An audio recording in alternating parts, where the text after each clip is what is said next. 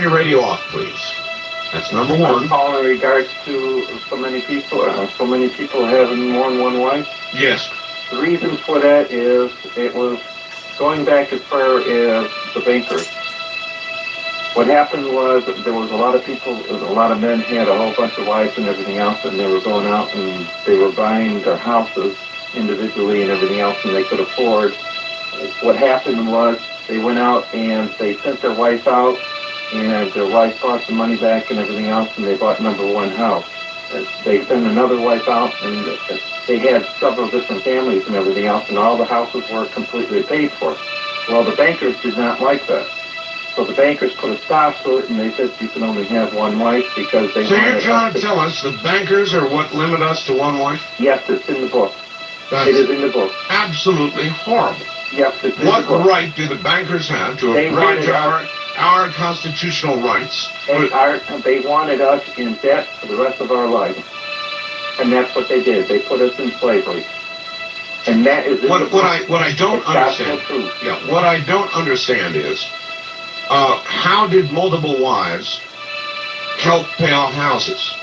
Because see, if I was married, if I had 5 wives, I could have 5 different families, and each of the wives would go out there and purchase a house, and I could turn around and have each of the wives turn around and pay for this in cash. Yeah, but you were required, particularly then as opposed to now, to be the breadwinner. You know, pay off the mortgage. But I could send my wives out and do it. And that's what they were doing. They were sending their wives out to work and everything else, and the man was staying home. It just doesn't make sense. Those were the days when wives didn't work, though. It's in the history book. All right, thank you to the bankers, huh? Well, we've heard it all now. The bankers. That one doesn't make sense. I'm not saying it's not true, it just doesn't make sense. There might have been a dowry, I suppose. But under most circumstances, wives didn't work, and you'd have several mortgages to pay off. So, from the banker's point of view, you would think they'd like it. Unless there were too many defaults. Because poor Harry's trying to pay off 4 mortgages. Wildcard line, you're on the air. Hi. Good evening, Art. This is Michael in Los Angeles. Hello, Michael. I have an answer for you about how the polygamy law can be constitutional. How? Well, the Supreme Court interprets these issues, and suppose that you and I belong to a religion, and this religion insisted that we consume pounds of cocaine. We'd say, oh, it's our religious right to consume all of this cocaine.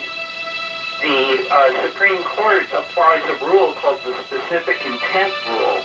They look at a law and they say, is the specific intent of this law to abridge your religious freedom? In the case, there was a case in Florida called the Smith case. County specifically made a law that you could not murder chickens as part of these religious ceremonies.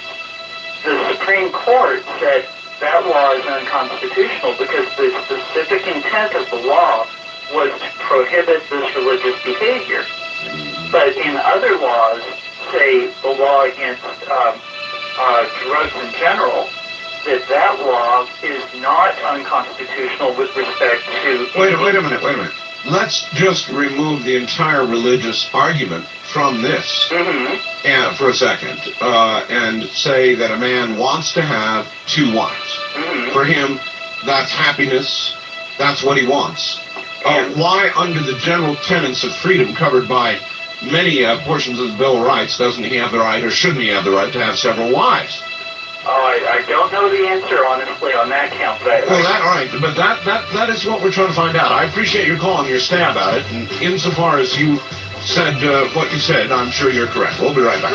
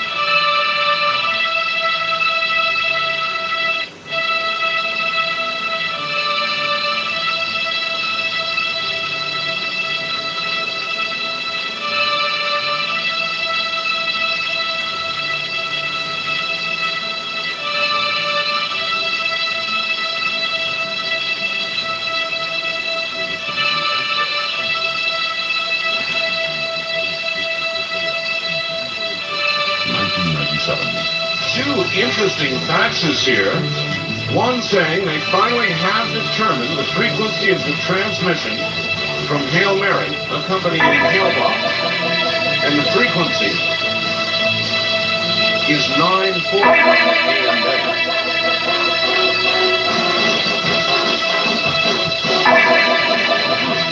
Wonder what that could mean.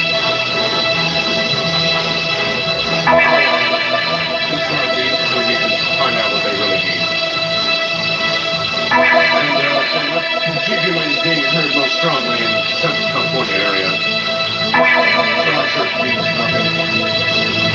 And this, Art, the only reason for college football, especially in the bowl games, is to figure out which individuals are going to end up in the NFL. It's a great preview of upcoming stars in the NFL. So I'm trying to guess who's going to make the next step, the next level. Okay.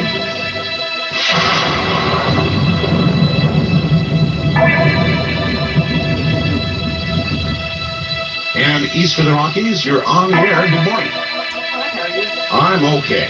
Right. Back in Louisiana. Louisiana? I want to ask you a question, please. All right. Were you on the air Monday night? Monday night. Why, yes, I was. Were you? Yes. Do you happen to remember what your show was about? Predictions. Okay. We were doing predictions for 1997. Why? Well, I was up a little late that night. I'm not usually up that late, and I stayed up late tonight. I could just barely get your show in Shreveport, Louisiana. I don't know if you have any stations that are any better than 810. That's in Chicago, and I don't have any extra antenna on my little radio. I can barely hear you. So, are there any stations that I could get you any better here? Well, are you anywhere near Monroe, Baton Rouge, or New Orleans? No, I'm in a dry pocket. I'm 150 miles from Monroe. All right, I would say try 1200 on the dial, which is the mighty San Antonio, WOAI. Oh, I'm familiar with that. What time do you go? Is that live? Well, sure. Really? Yes. Okay, great. I can get that every now and then. If All right. atmospheric conditions are good. Well, you need a good radio. I sure do. Listen, that Madman Markham, that was unbelievable last night. Oh, yes. Well, honey, don't goad this guy to jump through the hoop. I'm not goading him. I know. This guy, now you've got to remember this guy is intent on doing this. I mean, he got tossed in jail, I right? know. And still he's intent on doing this, so I'm not goading him. I know you're not goading him, but he sounded so pathetic last night when you told him, I guess that was transcribed. I mean, was that recorded last night? That was recorded, yes. Okay, so when you said, well, this could be a real obituary for you. It could be, but look here, look, here's how to think of this, all right? I reasoned it through. And You think he's going to do it regardless. I do, but I mean, people die, they walk in front of 18-wheelers, smush, they're gone. They get diseases, they slowly deteriorate, and they go that way. There's lots of, everybody's going to go one time or another, right? And, you know, if that's his thing and his way, and it's really not suicide because he thinks he may go somewhere else, then... Well, could I intercede here a little bit? With You your can try. influence and brilliance and good thinking here. Is there any way that this man could be put in school and maybe further educated? He said he had gone 2 years, I think, to college. Could we all get together and get this man an education, and maybe he could actually do something with this and the fact that he... But, ma'am, maybe he will. I mean, what if... Look, I tend not to look down my nose on people doing... It's like Spaceship Out. He's building a saucer. Right. That's his thing, and I think he should be commended for it. Same thing with Madman. You never know. What if Madman opens a portal to somewhere else? Huh? Then what will you be saying?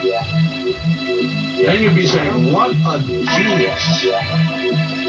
But, we'll never know if he's vaporized where he is. Well, we'll know because we'll be sweeping up, little scraps of paper. That's right. Listen, thank you very much for the call. That's all I can say. He's bound and determined to go ahead. He's got a new warehouse. He's going to move the whole thing to a new warehouse. Then he needed gigantic generators to generate the 3 million volts he's going to use. And he's got them. That's the last word I got. He's got them. And they're all going in place. So we're getting close to 0 hour for Madman Markham. And when I get the call, I'm gone. So if one night I'm not here, and they're announcing I'm on my way to Missouri, you'll know. Wildcard line, you're on the air. Hi. Yeah, this must be a real miracle. There are miracles, sir. I dialed the number one time and it started ringing. There you are. Never done that. Yeah. Hey, anyway, Art, I kind of wondered,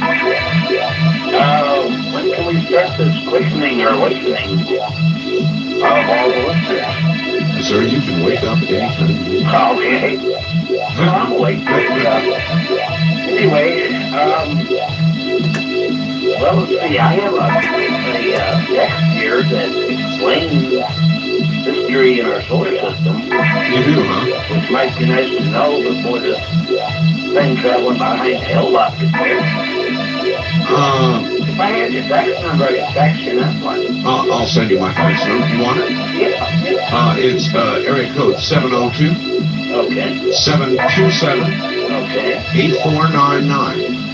Okay. A three-page maximum. If you send more than that, it will not print out and I will never see it. Okay, I have to send you 2 pages. All right. Yeah, it'll be called the About Me Set. All right, sir. Thanks. I'll look forward to it. Some of you on Central California might check 940. The fact here says the rumor is that that's where the Union is transmitting at the moment. West of the Rockies, you're on the air. Hello. Yeah, happy New Year, Art. Hello. Yeah, you're talking about multiple lives on your station. I got another suggestion for... Well, sir, first thing you got to do is turn your radio off. Okay. Okay. Hold on while you do that. All right. The eternal, everlasting instruction, turn off your radio. That's a good one. Anyway, Nevada legalized ladies being topless in society since they legalized gambling, topless bars, and brothels. And another thing is, some counties. Yeah, and another thing is, cement masons and bricklayers contribute to the floods at the Turkey River and build portable roads to replace the tracks being used. Well, it wouldn't be a problem if you had multiple wives because you'd send them down there and all of them would sandbag it together. Your home would be cool. All right, thank you.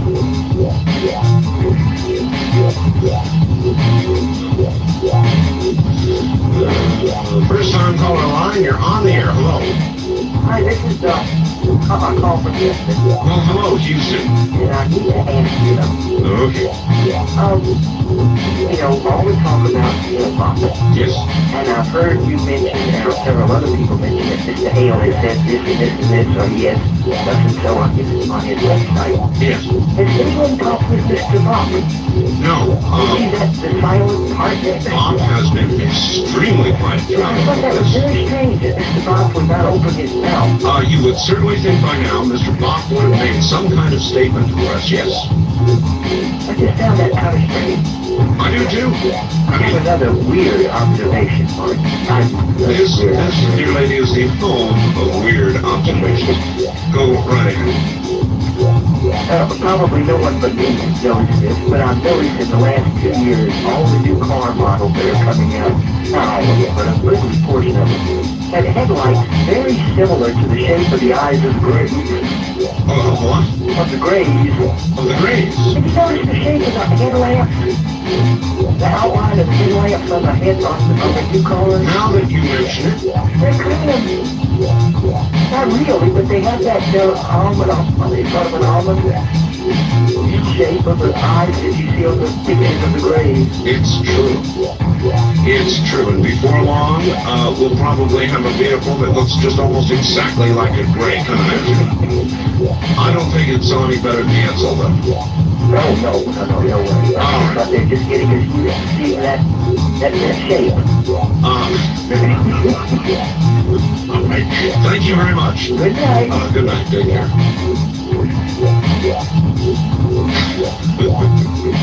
Talk about an insidious, slowly boiling frog as our cars slowly morph into an image of the Greys.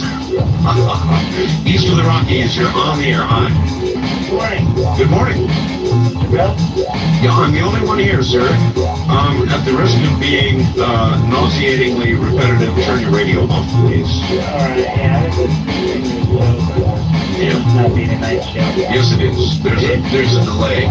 Oh, I'm Brian on from Lincoln, Nebraska. I was just on, they got a great show, and it delivered nothing but unturned stones and undiscovered doors. I just want to say props for 350. All right. Well, thank you very much. 350 affiliates now, yeah. A lot of unturned stones and unopened doors.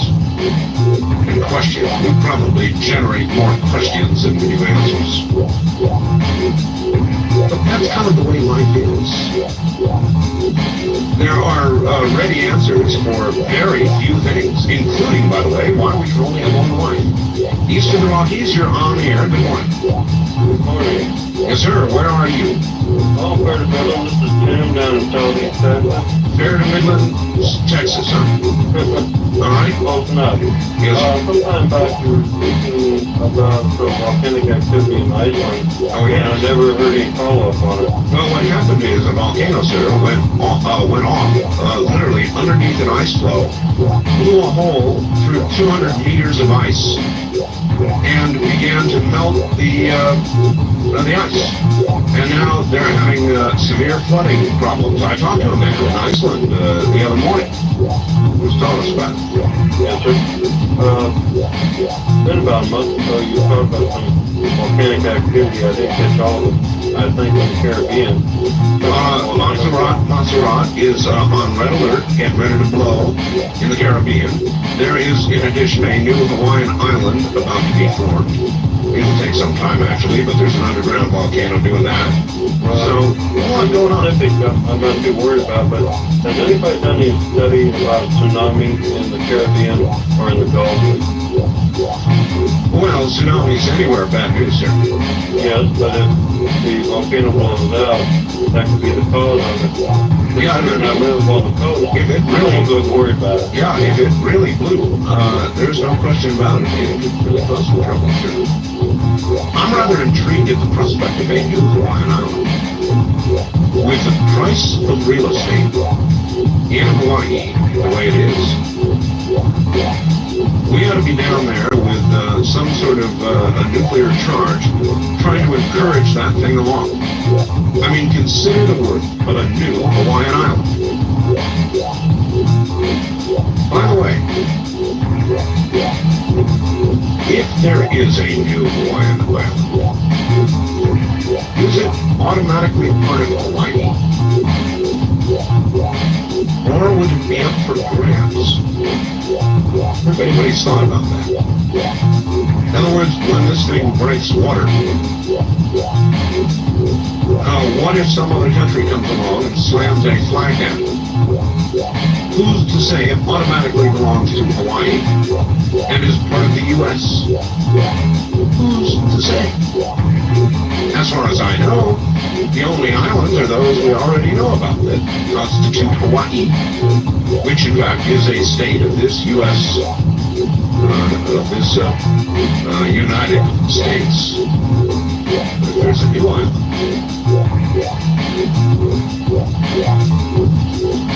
West is like the question about wives. West of the Rockies, you're on the air. Hi. Hi, Art. Yes, sir. Hi. I have a question about Clinton aide. She was a lady that was supposedly keeping track of the Gulf War. Turned up that a bunch of the pages were missing. And she has subsequently turned up missing. Have you heard anything about her? Not a word. I did hear about the missing checks, records. Exactly. She's the only one that was in charge of keeping track of that. She is also mysteriously vanished. Now that I have not heard. What is your source for that? Sounds pretty bad, but G. Gordon Liddy. G. Gordon Liddy. Well, that's all right. G. Gordon might be a source. Yeah, and he's actually been looking for it. I haven't been able to get through to him to find out if he's had any new information. But apparently she cannot be found anywhere. Intriguing. Another one of Clinton's inner circle that you might find bones before anything else. Hey, if you checked your email lately, I sent you an email about 20 minutes ago. No, not that recently. Okay. It's on Barry McCaffrey's position that he said about the new marijuana laws for medicinal marijuana in Arizona and California. Yes. He said that the voters were asleep at the switch, that they didn't know what they were voting. What an arrogant Can you believe bunch of that? BS. I mean, how can they suggest that, in other words, something is passed by the people of this country? It passed in Arizona, And it's like 65%. Yeah, and they're saying that people were asleep at the switch simply because they don't agree with what the voters have done. That is the most arrogant piece of BS I've ever heard. It's incredible. Clinton is now saying that they're going to put the doctors in jail for prescribing. Well, I know. Remove their licenses as well. It's amazing. These guys can. There's other drugs in that classification, that category that can be prescribed by the doctors. They just choose for that certain drug not to be able to be allowed. Yeah, I think they've lost their minds back there. It's crazy. All right, thank you. Right, what happens is the government juggernaut gets going in a certain direction and they don't know how to turn around. With regard to the drug war, they don't know how to change what they've already said. They can't say marijuana is a dangerous, terrible drug on the one hand, and show frying pan with drug on your brain on drugs and all the rest of it, and then claim for this amount of time how awful it is, and then go in any other direction without appearing to be hypocritical. So anything that would pop along, like Arizona and California's voter initiatives, well, they would have to claim that people were just crazy. Didn't know what they were doing. Asleep at the switch, the caller said. Arrogant BS. Maybe they were asleep at the switch when they elected the people that are back there issuing this crap. Think about that, guys. East of the Rockies, you're on the air. Hello, Art. Hello. Spooked me. I'm not used to people to like you actually answering. I know. Hi, my name's Dave. I'm calling from Cape Girardeau, Missouri, the always lovely hometown of Rush Limbaugh. Yes. Although I'm not Why not? You don't like Rush? actually, no, that's just not my politics. I see. About what the last caller said, I think it's about time the government realized that the drug war ended a long time ago, and I think we lost. Well, we are losing, but I don't fully agree with that. In other words, I draw a line between marijuana and what comes beyond it. And I think the most intelligent thing we can do right now, since we're not going to get a change elsewhere, is to begin to tell the truth about marijuana and begin to have the law reflect the relative danger of marijuana. Well, that's true. There is a certain danger to it, but it is a lot less dangerous than a lot of the other drugs out there. Yes, it is. I wish I'd been able to get through to you on last Friday or Monday to get in a prediction. Do you recall if anybody got in any predictions related to the internet? Not specifically. What would yours be? My prediction is that what with all the commercialization and the privatization of the internet, sometime in 1997, it's just going to collapse under its own weight. Oh, I don't think so, because it's growing. More bandwidth becoming available all the time. But I'm going to make my prediction. I predict the government wants control of the act, and the way they will try and get it, this is one conspiratorial prediction for you. The way they're going to try to get it is by allowing the release of some sort of classified data that will appear on the internet. There will then be a national security reason to gain control over and regulate the internet. Anybody out there want to bet that's how it comes down? That is my prediction for 1997.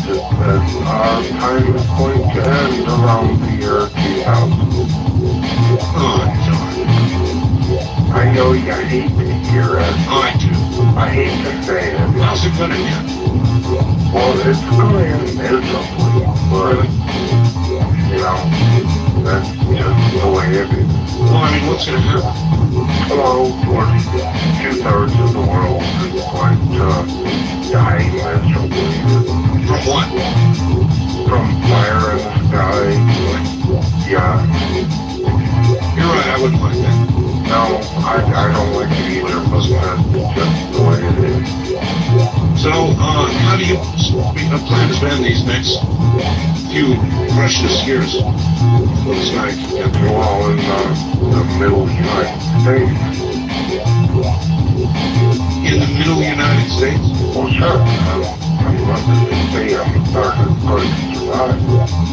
What makes you so sure that the middle United States is going to survive at all? Oh, well, I'm sorry, just to speak that. Well, you've seen people delineate out assumed on the blackboard, right? Well, sure. Well, the whole thing could crack right down the middle, and you could fall in like a squished bug. Yeah, you're right. I know I am, sir. I thank you for that. Think about it. West of the Rockies, you're on the air. Hello, turn your radio off, please. All right. Waiting for that to get off. Oh, that's better. Art, I need to know the Yes. and Yes. Yes. I'm for it. Something about 948, I really did just Yep. can you tell me what's this? Well, what are you hearing?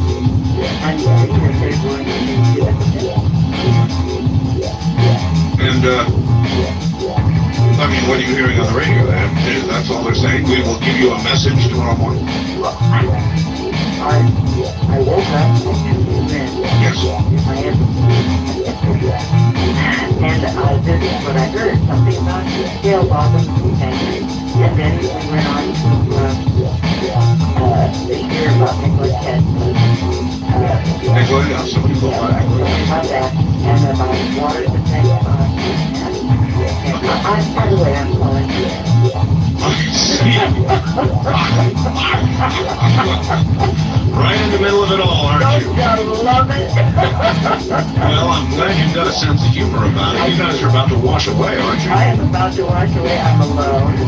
I can hear the lights keep going on and off, and finally I found my way from my hospital bed art, to find some swamp sticks and light them and light my candles. There was one bad match. I see. Well, obviously you've got a radio working. Oh yes, I do right now. It's back on. Yes, and you're able to hear 940, right?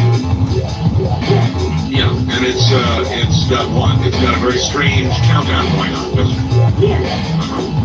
And And I believe that I would be the last. who's coming to visit. Guess who's coming to Yes, visit? it's going to be there. I love you so much. I really do.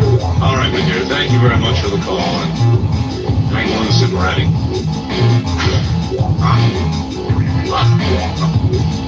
There are some things just too good not to take advantage of.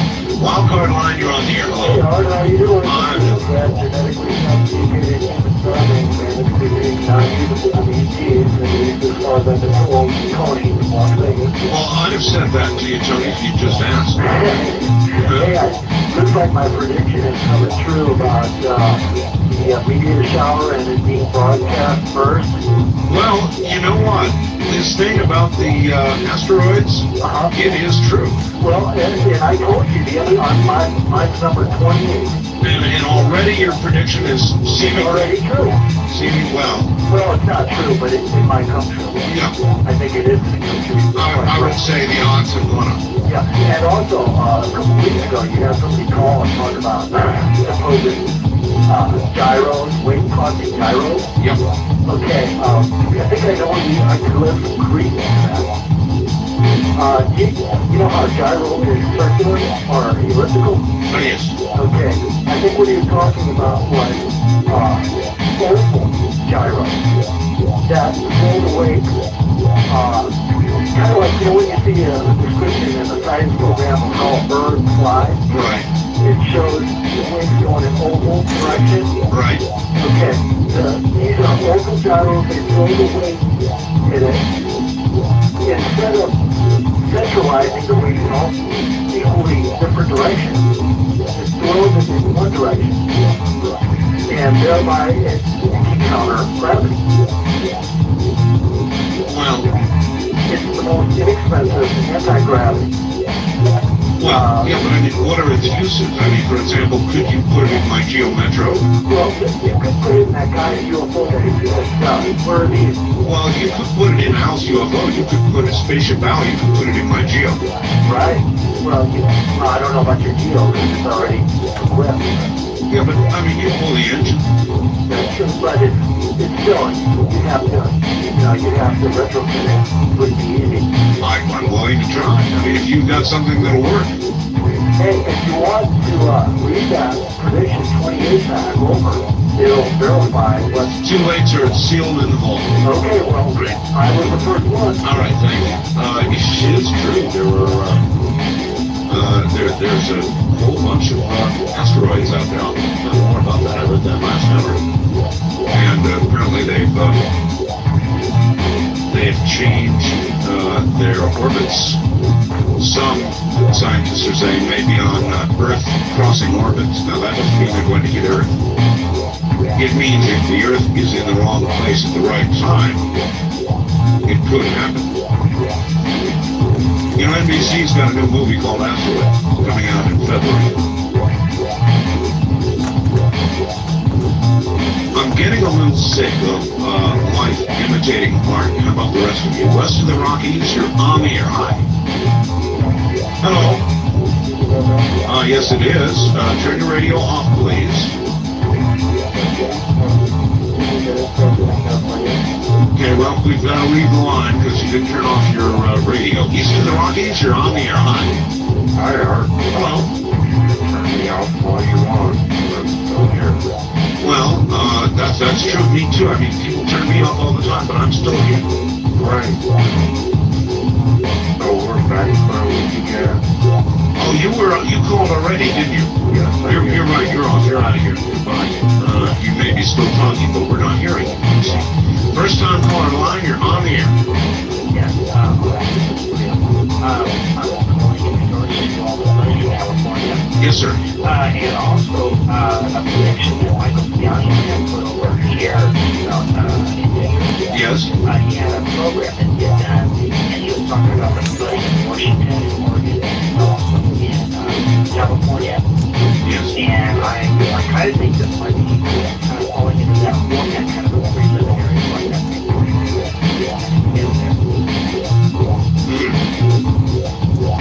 Well, it could be. You're saying it may be one of his predictions coming true. Very much so, yeah. Okay. With Hellbob coming around, again, like it's supposed to be, it could be like a preliminary coming in. Could be. That's basically all I have to say about it. All right. Basically, thank you and have a good morning. East of the Rockies, you're on the air. Good morning, Art. Hi. King Arthur, wow, how are we as the knights of our round table? I'm no king. Anyway, I'd like to say my name is Val, and I'm calling from Winnipeg, Manitoba. Yes. And I'm hearing you on 1500 KSTP in St. Paul, Minneapolis, Minnesota. Do the wild thing. 702-727-1295. That's all right. I had to eliminate it. You hit touchdowns and we knock them out, sir. Yeah, I know. I just pressed the button by accident. Yeah, don't do that. Okay, the question I want to ask you, is there a radio station in my area of Winnipeg, Manitoba that carries the whole program instead of like St. Paul goes to 5:30 in the morning and that's all, they don't go to 6 o'clock? You know, I really can't answer that offhand. Winnipeg, Manitoba. I can't answer that right now. Okay. I think there may be something out there, but I'm not sure. Okay, because like I'd just like to hear the whole program. Like I hear it on Friday night, Saturday morning, the whole program. But I'm wondering, now I could make a prediction, but I know we have passed the prediction date. But I hope and predict that in March, between March and June, you'll have a shortwave station that I could hear the whole program on anyway. So, I wouldn't bet on that. no? And there are a number of reasons for that. We were moving toward the idea of going on shortwave.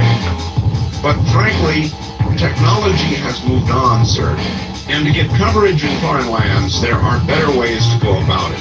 Okay. And we're moving toward that direction. Yes. You know, that's by satellite and direct satellite distribution and all that sort of thing. It's a more effective way of doing what we want to do. Mm-hmm. Okay. Now the third question is, when are you going to have a station come to carry Will there be a local station in the future in Winnipeg, Manitoba to carry your entire program? Well, I'll tell you what you do. You figure out a good talk station. Pick one in Winnipeg, Manitoba area, and call them up and request them to call our network. That's the way to get that done, and I will be glad to give you that phone number. Would you like it? Yes, please. It's area code 541. Yes. 664 664 8829. 8429. 8829. Yes. And you want to ask for somebody in the affiliate relations department. Okay. Okay? 514. Is that 514? No. 541. 541. You dyslexic thing, you. 541-664-8829. Yes. All right? Okay, thank you very much. You bet. Take care. And that's the way to get that done. Wildcard line, you're on the air. Hi. Oh, here she is. How come you always say that? Like you're gonna explode or something. Well, I don't know. It's always just, Oh my God, this is... yeah. Oh, you know, I really can't believe that you're actually a football fan because, you know, there's no explosions in football. Oh, yes. Oh, yes. Explosions of human flesh. Have you never seen somebody, a receiver, running down, a receiver jumping into the air when there are two defenders about to crash into him and turn him into a human sandwich? That's an explosion. Trust me. It's a tight hand. You know what I'm tired of talking about? What? U.S. government cover-up. Oh, yeah, but they never end. Council for Relations, Trilateral Commission, World Trade Organization, liberals being the root of all evil. You know, I'm just like, oh my God, let's talk about something else. Did you, I'll tell you a secret. Oh. Did you know that I was just made a chartered member of the Trilateral Commission?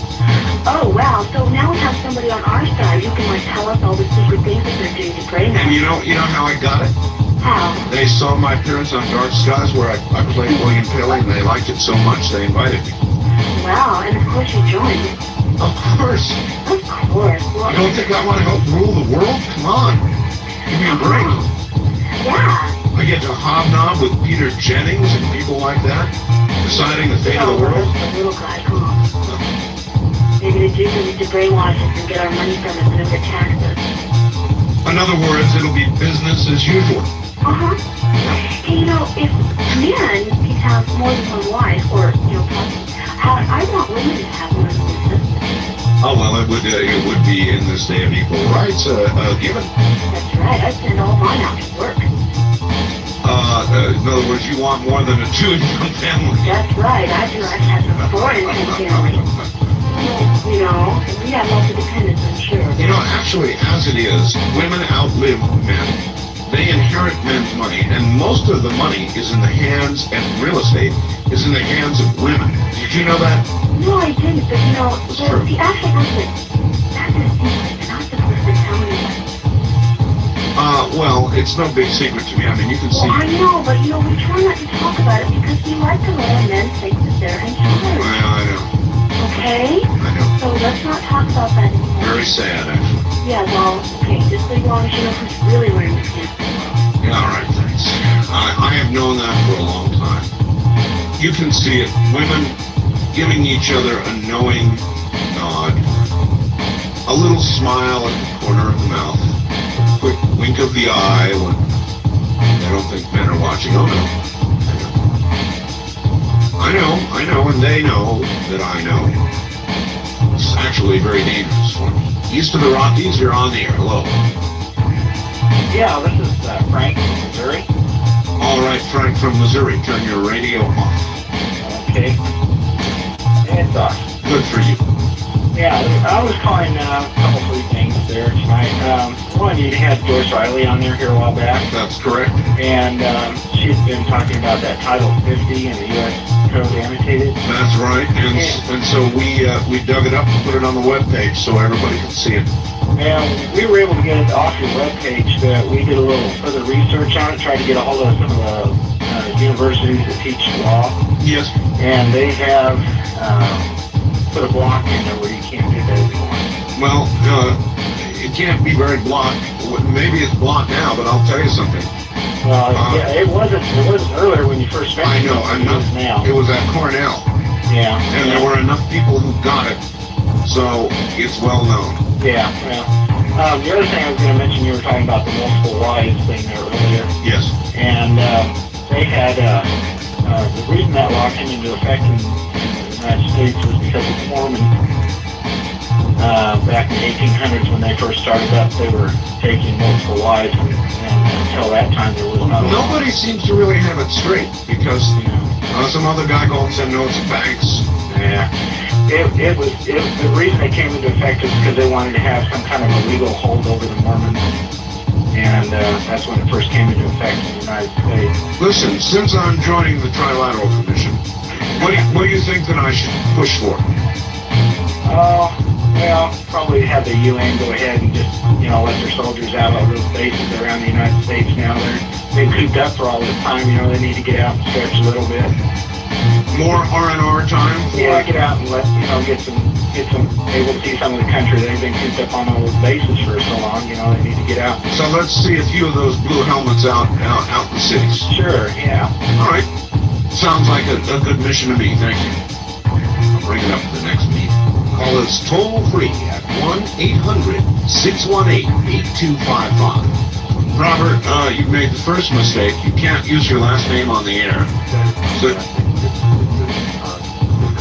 well, I can't put it on there anyway. Just give me a first name. Robert. Robert. All right? I've been looking and studying the design of a alien craft. Cool. And I've understood it, and I'm understanding the communication they're sending. Oh, wait a minute. Who's sending? Well, Are you talking about the signal on 940? yes, so I see. the way that their communication is by static electricity charges. Really? That way, It's like an alien's got to go scuffing across a floor with a rug on it and then touch something to go further. No, that's primitive, man. Listen, you want to hold on during the break here? Sure. You do? All right, maybe we can stretch this out. I can see a little breaker shuffle across the rug, touching the go bar.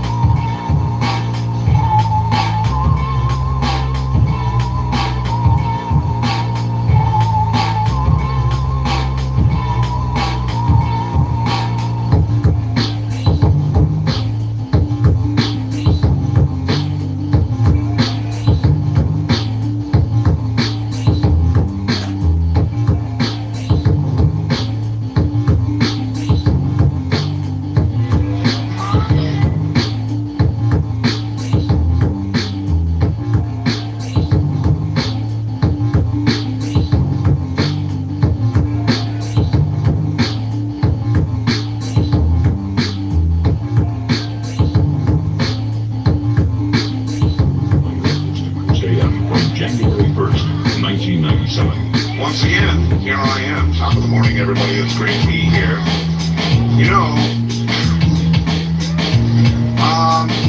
Let me tell you. I got a telescope for Christmas, and I have been salivating to use this telescope, and since Christmas, I have not had one. Here I am in the desert, prime viewing country, and I have not had one day of clear skies with which to try and view even the moon. It's really depressing. I go out every few hours and I look at the sky, and it's totally cloudy out there. Totally cloudy. So, it's depressing. It was a plan. You'd think somebody who could get into the Trilateral Commission could get a clear night, but no. East of the Rockies, you're on the air. Hello. Good morning, Art. How's the wifey? How's what? How's your wife? My wife is, much better, thank you. Good. You had this Mr. Hoagland on, and I curiously asked, would you give the radio audience a history? How did you ever meet this fine man? How did I meet Richard Hoagland? You know what? I think I believe that a listener said, you have got to interview this guy. And this has been, what, 10 years ago, 5 years ago? Good 5 years at least, sure. Okay.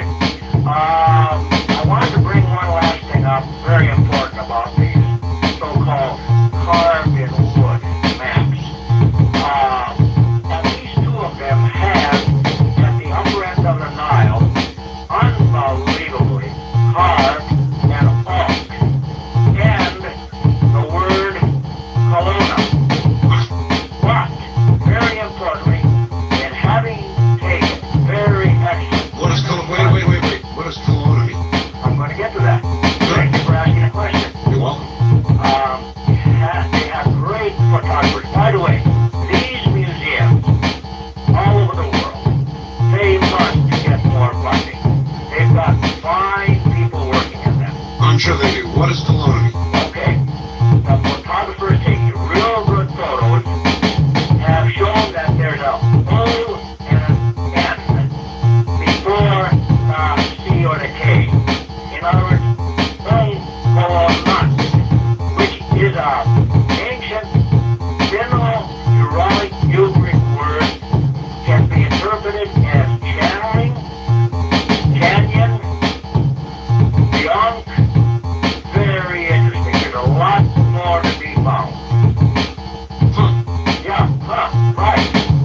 And if these so-called carved in wood maps actually come from very ancient times, you know that our numbering system was first found in caves in the Indus Valley in India, around 600 before Christ.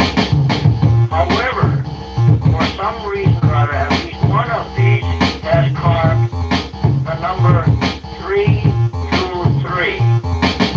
Now that is the time of Ptolemy in Egypt. All right, sir, we're going to have to leave it there and get the next episode in the next call. Here, I thought it meant something else. First time caller line, you're on the air. Art, it's Dave. Yes, sir. How are you doing? I'm doing fine. I love your show, man. What was I talking about? I don't know.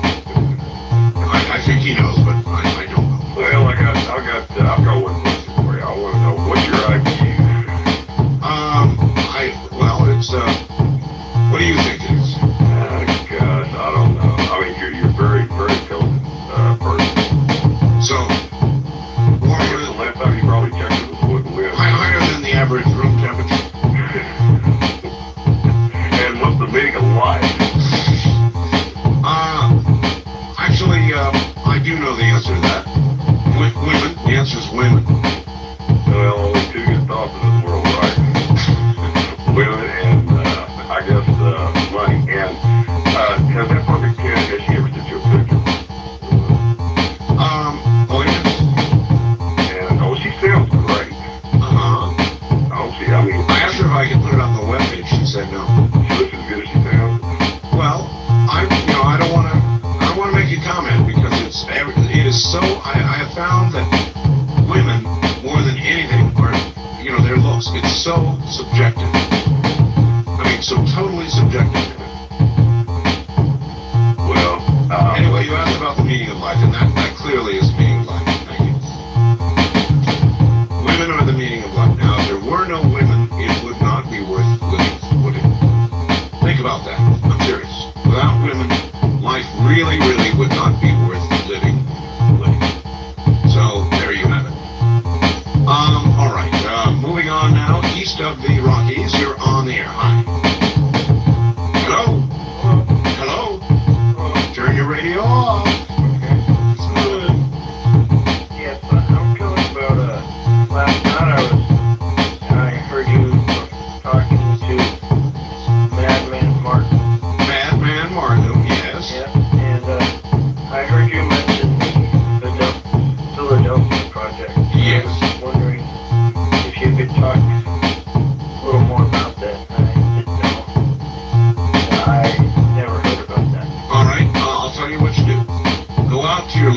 video store tomorrow and rent a movie called The Philadelphia Experiment. Okay. All right? And then call me back. Okay. All right, thank you, and have a good morning. First time caller line, you're on the air. Hey, how you doing? I'm doing. All right. I was interested, and I didn't really get all about it. All about what, sir? On 940. A 940, you mean the Hail Mary signal?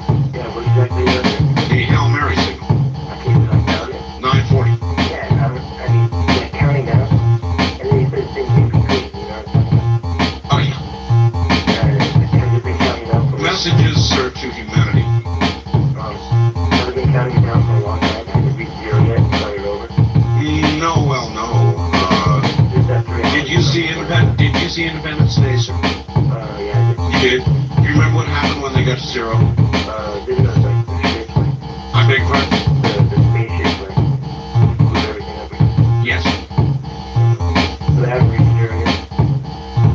No, I mean, is your city intact? Yeah. You answered your own question there. What do you think's gonna happen when we reach zero? I don't know. All right. I think you get the picture. I mean, you can read between the lines here, right? Yeah. Well, what is like? What's the signal coming from? Not 940? Yeah, but where's it coming from? Well, I don't know. That's a matter of for conjecture. There are those who faxed me and said it was Hail Mary. Hail Mary.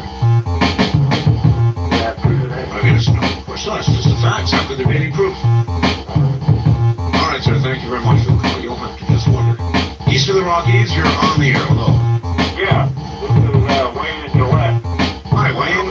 In Gillette, Wyoming. How you doing? Oh, pretty good about yourself. Is that where the Gillette razor is manufactured? No. No. No. What is Gillette famous for? Nothing. Nothing. Would you turn your radio off, please? Okay. People have so much trouble with this. Okay, All right. All right, that's good. Okay. I've just never been able to get a hold of you. I just kind of wanted to get a hold of you and tell you that I listen to you here, and we get that in Twin Cities, actually. So. Uh-huh. And that comes into Gillette very well? Yeah, actually, yeah, 1,500. That's good. Oh, yes. Big signal. Oh, How big is Gillette, Wyoming? 20,000 people. 20,000. That's about the size of my town. Kind of like it that way. I kind of like it this way, too. But my town is the fastest growing town in Nevada, which is the fastest growing state in the Union. Why is that? Well, I don't know. Oh, If people getting sick of California, I guess. I don't know.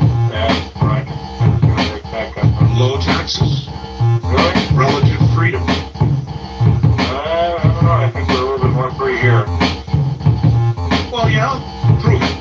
Really? Yeah. I don't know. Can you gamble in Gillette? You don't have, not legally? Well, no. Well, we can. Well, we just have to go to South Dakota. Really? Yeah. But that means you've got to travel outside Gillette to somewhere else. It's no big deal to get out of Gillette, though.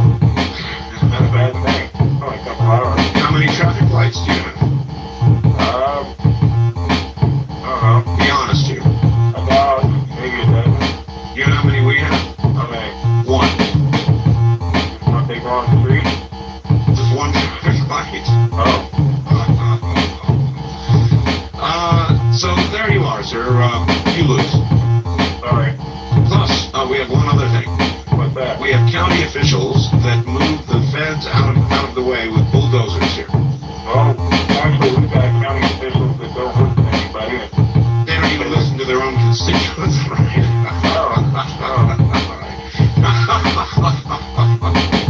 We really do have county officials that back with a picture of the newspaper. West of the Rockies, you're on the air. Hello. We're having fun now, huh? I guess we are. Yeah. Tim in Denver. Hello, Tim. Happy New Year. And to you. Wanted to tell you about our party. What party is that? The Jackpot party we had last night. Oh? We were going to call you in mass and be the largest group that had ever called you while listening at the same time. There's just one little hitch in that. We weren't live last night. I know. We figured that out real quick. Yeah. So we planned ahead, but it didn't work out. So what we did was watch the pre-Juniper segment that you were on, I see. and then we watched the Dark Side episode, and we watched Strange Harvest with Old Hal. No kidding. We got on your webpage, and then we powwowed at midnight. Really? We had a great time. It was really super. Well, sounds like fun. And I hear Whitney Strieber coming to Denver, so hopefully we can get a group to go down and attend his book signing. Whitley is coming to Denver. That's what I hear. He's going to have a book signing the 11th, which is 10 days. The Chat Club meets January 11th. I see. Saturday. So hopefully we'll get a large group down and support them and visit with them, and it'll be a great time. All right. Also, we can get Shirley MacLaine on as a guest this year. I would love to get Shirley. We talked about that the entire evening last night. Really? Yeah, we said of all the people we really like to hear you interview, Shirley MacLaine would be a great one. I would love to get her on. Well, best of luck to you. We hope you do it. All right, my friend. Okay, all right. Have a good night. Thank you. Okay. Let's see. East of the Rockies, you're on the air. Hi. It is. Hi, John. I wanted to call. You're talking about the problem Arizona's having with the federal government. Yes. Jane, Yes. I grew up in Arizona. So you grew up in real know what's the case. What I think people in Arizona need to do. I'm kind of nervous. Relax. Okay. What they need to do is they need to have like a confidence vote in the federal government. And if it's a no confidence vote, then what? And the state of Arizona Should secede. well, country don't need a civil war, right? And that's what do you think? You know, I thought this to be one of the more interesting questions ever posed. Let's say that Arizona or California or any other state decided to secede, and papers were served on our President Clinton. And you're the advisor, you go to the president. Mr. President, I'm afraid this is serious. Arizona is very angry. Their legislature has just passed a measure to secede. Mr. President, what are your orders? Now, would President Clinton order the federal troops in, Janet Reno's stormtroopers, to squash the Arizona legislature and any resistance in Arizona? Or would the president, trying to avoid conflict, simply do nothing and allow it to occur? Well, I was thinking what you have to do is vote of no confidence. The state of Arizona is like act the law, I guess, state that any law enforcement authority at the federal level that they would not recognize that individual's authority to arrest or detain citizens of Arizona. And if they did, then they would be committing a crime in the state of Arizona and be subject to arrest themselves. Well,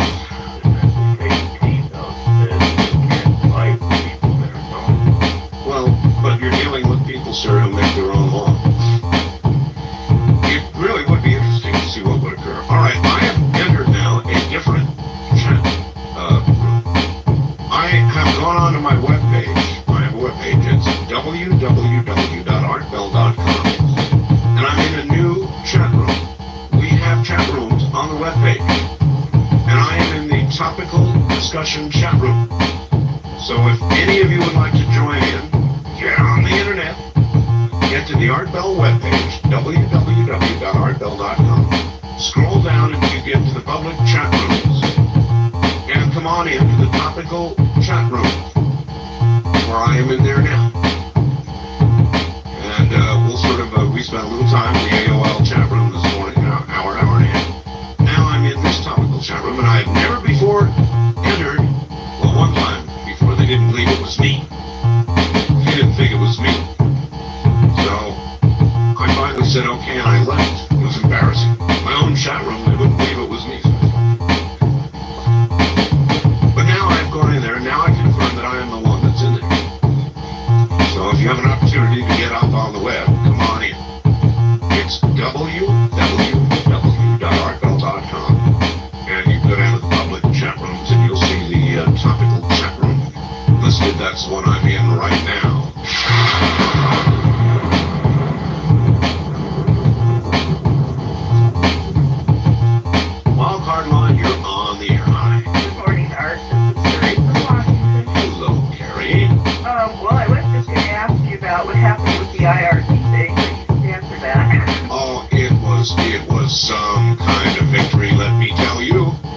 right. Yeah, I was going to say how was the war, but sounds like you won. So, no, the other thing was, And it wasn't me. It was, these were people who, I barely know my way around IRC at all, but these people really knew what they were doing, and they got together, and it took about an hour and a half, and they got it all turned around. oh, that was quick. Yeah.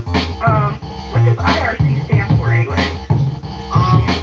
I think it's Internet Relay Channel, but I'm not sure. Oh, okay. The other thing is, earlier you guys were talking about, somebody called in and was talking about the new island that was forming off of Hawaii. Yes. My opinion on that would be is that the Hawaiian natives would take it over because they want to secede from the Union anyway. I know they do, yeah. So if anybody was to get that, they would. I know, but the way things have gone lately, the Japanese would sneak in, slam a flag down, and that would be that.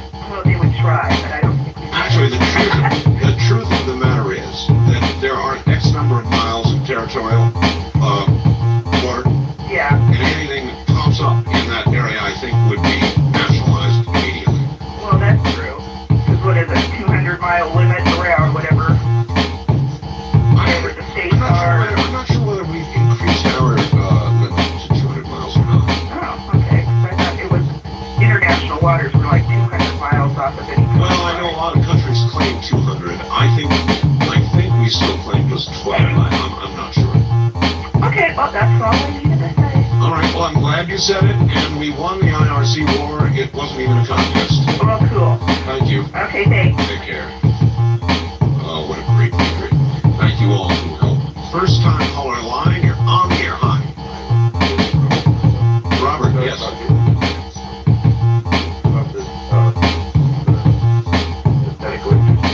Oh, yes, what happened?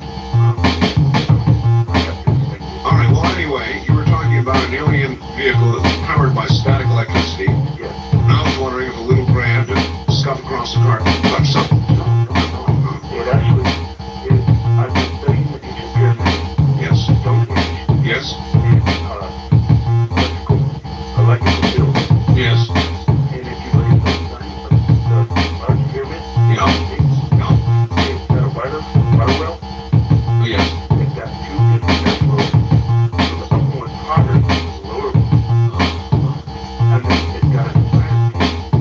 So the top one is actually generate a hot air. Can you send me these plans by mail or fax? I don't have them all written down. Well, when you get them written down, could you do that? Sure. All right, because right now we've got to go. This of course, is dedicated to those who are sick of the water and the rain in the Northwest. Listen, I'm in my own chat room up on the webpage, the general topics or daily topics chat room. So if you're on the web, come on up, www.markbell.com. We'll see you in there. We'll be right back.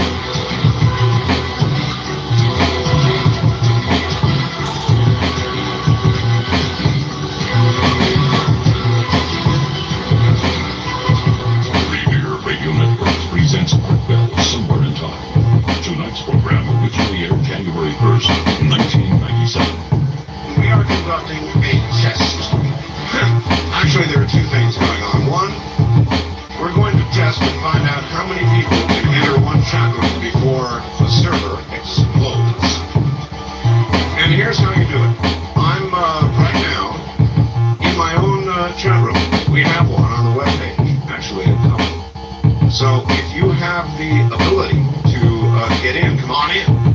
Usually people with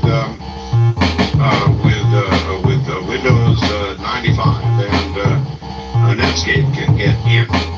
I don't know about others. I think Mac users are automatically barred. Now, I'll tell you, it's you just come to my webpage at www.artbell.com. www.artbell.com. Scroll down until you see something that says public chat room, and we're in the topical chat room right now. And we want to see how many people we can squeeze in there, which is like the old days when they try to see how many people you get into a Volkswagen. Remember that?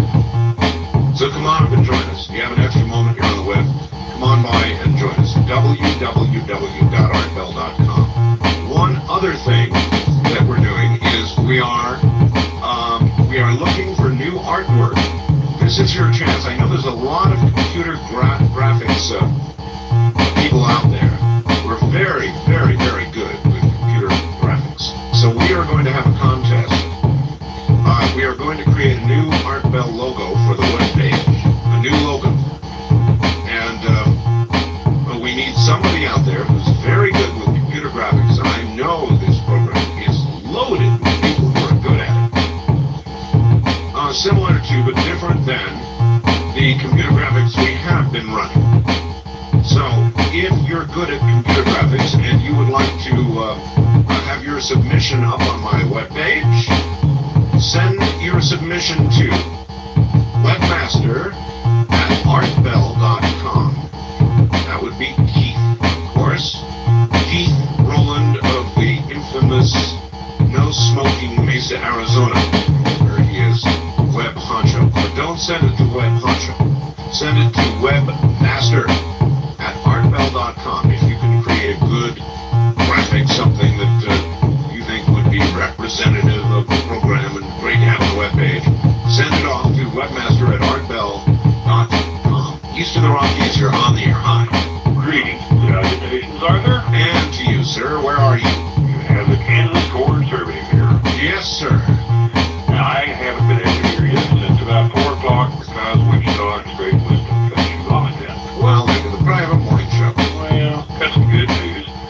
As soon as the little station in Wellington gets the equipment, they're going to start carrying it. Wellington? Mm-hmm. All right. Way down on the southern border, they'll fill in a little hole here, I see. and they're going to carry it clear up to 6 o'clock in the morning and then maybe repeat the first hour they said. So, Now that's cool. yeah, we won't have to strain to hear you. Anyhow, since I have been able to hear you, I don't know if you have this screen or not, but you were talking about polygamy. Oh, yeah. Well, I figured out that there's no way that it could be unconstitutional. Because then they would have to say, well, this is a good religion or bad religion.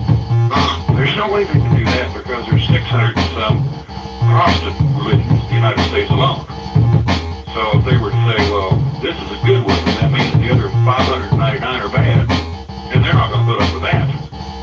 So, they can't all be right. I'm certain of that. Don't know which one is right.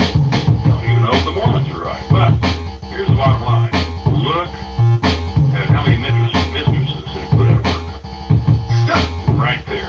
Yeah, good in the mistress thing, wouldn't it? Yeah, it probably put a lot of hookers out of business, or certainly slow things down. And the main reason is the other 599 Protestant religions could not compete. Because if they could send missionaries out and say, hey guys, you ever have these times, when your wife has a headache and you'd rather she didn't? Well, just think, if you had 5 wives, what are the probabilities of all of them having a headache at the same time? Probably pretty high, actually. You think so? Yeah. Could be, but I'm telling you, the real reason that men can't have many, many wives is simple, true human behavior. That there would be murders, there would be killings, it would make today's typical family dispute look like a kindergarten battle. Trust me. Well, I think if you tried that with American women, you're probably right. The Mormons back in the old days, they were importing women by the bushel basketful from Europe. Yeah. I think you might be able to get away with that with some Oriental women. Possibly, but even today's Oriental woman, sir, I assure you, is beginning to get rather westernized. Well, I've been married to 2 American women, and they were both chupacabras. Thank you for the call, sir. Chupacabras, sir.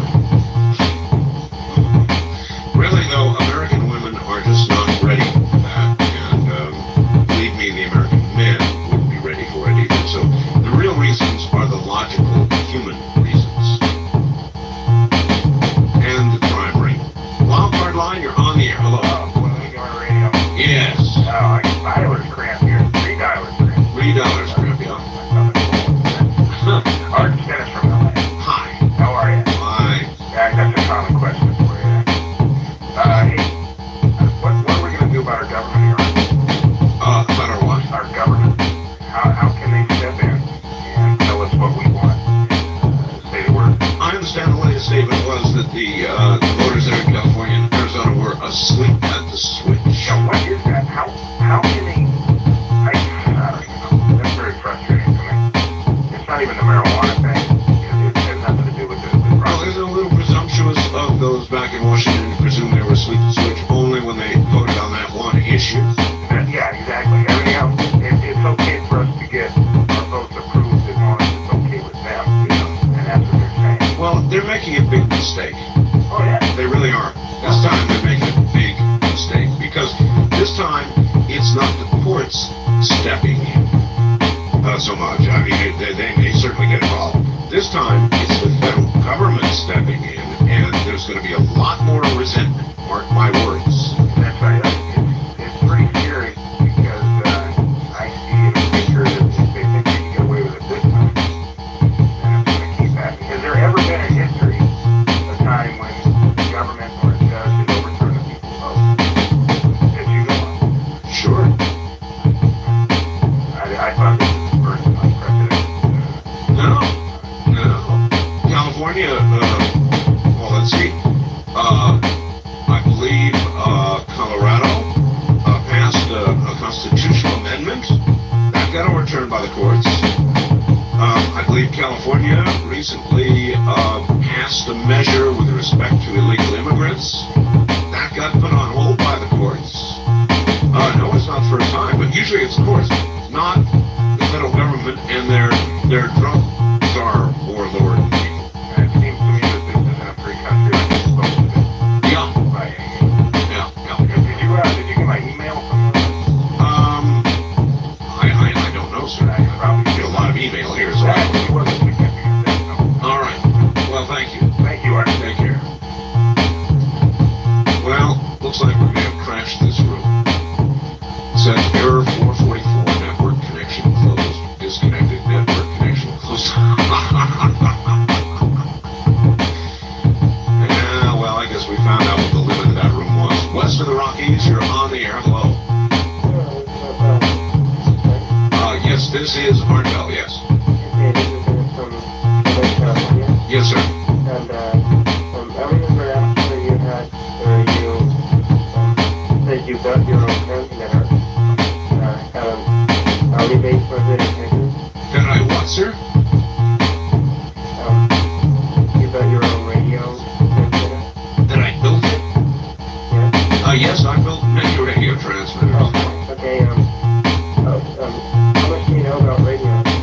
A fair amount. Why? I probably with my TV and I'm kind of thinking, What's the matter with it? well, I know it's internally because, well, I saw a transistor working in front of me. A transistor smoked. That's an immediate bad sign. If a transistor has smoked, then at the very least you're going to have to replace that. But the odds are that something caused that transistor to smoke. Now, you were not by any chance in there trying to experiment with getting more power from your CD, were you? I was not, however, since I Tell the absolute truth. was not. The only way we can really help you is to know the truth. I was simply trying to figure out problems with people trying to Yeah, but the way you do that is to increase power. So you were trying to increase power. I knew it, see. No, I I knew it. I'm psychic. people within a half a mile. I'm psychic. All right, well, what you do is you take it to an electronic repair person. Because once the transistor is gone, there's no simple fix. You probably were jumping from one point to another point, trying to achieve more output. Well, sorry about that. I have to go to somebody who knows. Wild card line, you're on the air. Hello. All right. I wasn't laughing.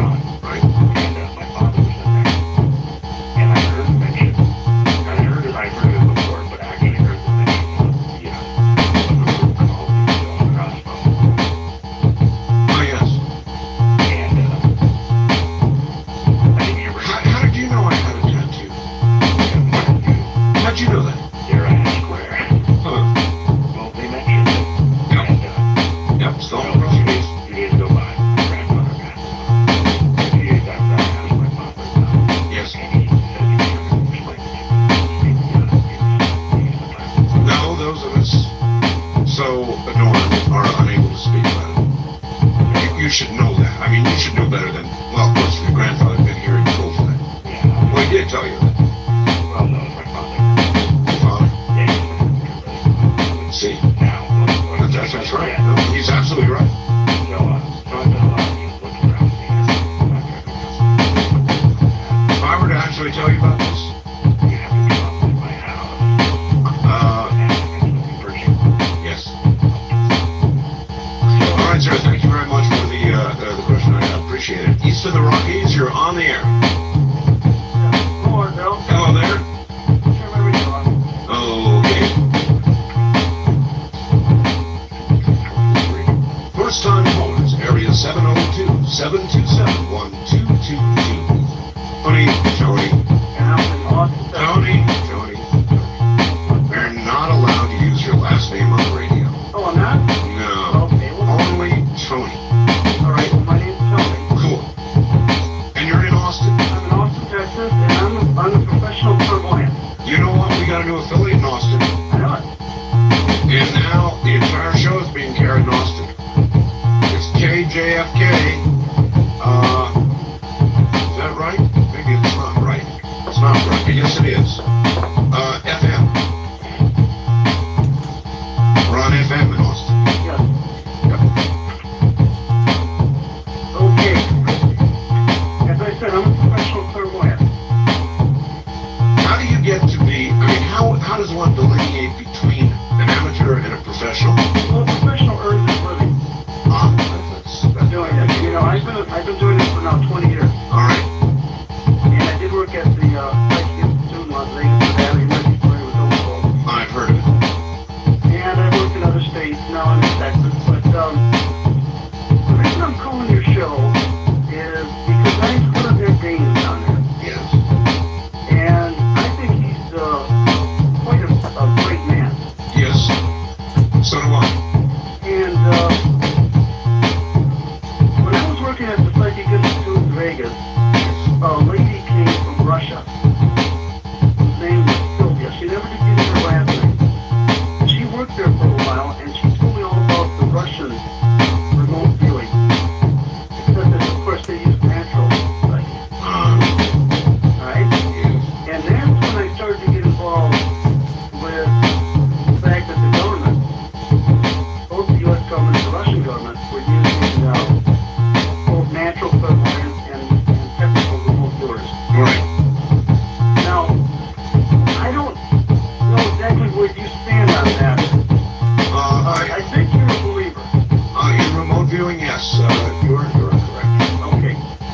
Now, I realize I probably don't have a lot of time right now, and just cut me off whenever you should, but All right, that'll do it right there. No, I'm just kidding. Go ahead.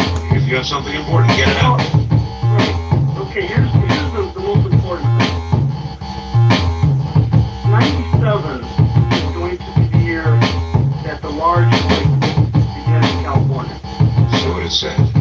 Okay, now, you can talk to a lot of people that I have been reading for, and I have never said any other year except for 97. Yeah. I know Scallion and a lot of other people said 94, 95, and they caused a lot of, not intentionally of course, but they caused a lot of skepticism because things did not happen. But I have always seen 97. 97 and 98 are the 2 years that it's going to really demolish California. Demolish it. Demolish it. That's going to take quite a quake. Well, there's going to be 3 gigantic quakes. The first one is going to hit Southern California. And it's going to be in January this year. In other words, well, it's already January. That's right. So you're saying this month? This month. Okay, and it's going to be the final warning for people to get their belongings and move out of that tremendous earthquake zone. That is the hottest earthquake zone in the world. Well, it's been kind of cold for a while. Yes, it is. That's actually bad news. It's better when you get a bunch of small quakes. All right, listen, that'll have to do it for tonight. Thank you very much for the call. That's our new Austin affiliate. FM, show too. FM talk radio is really on the rise, folks.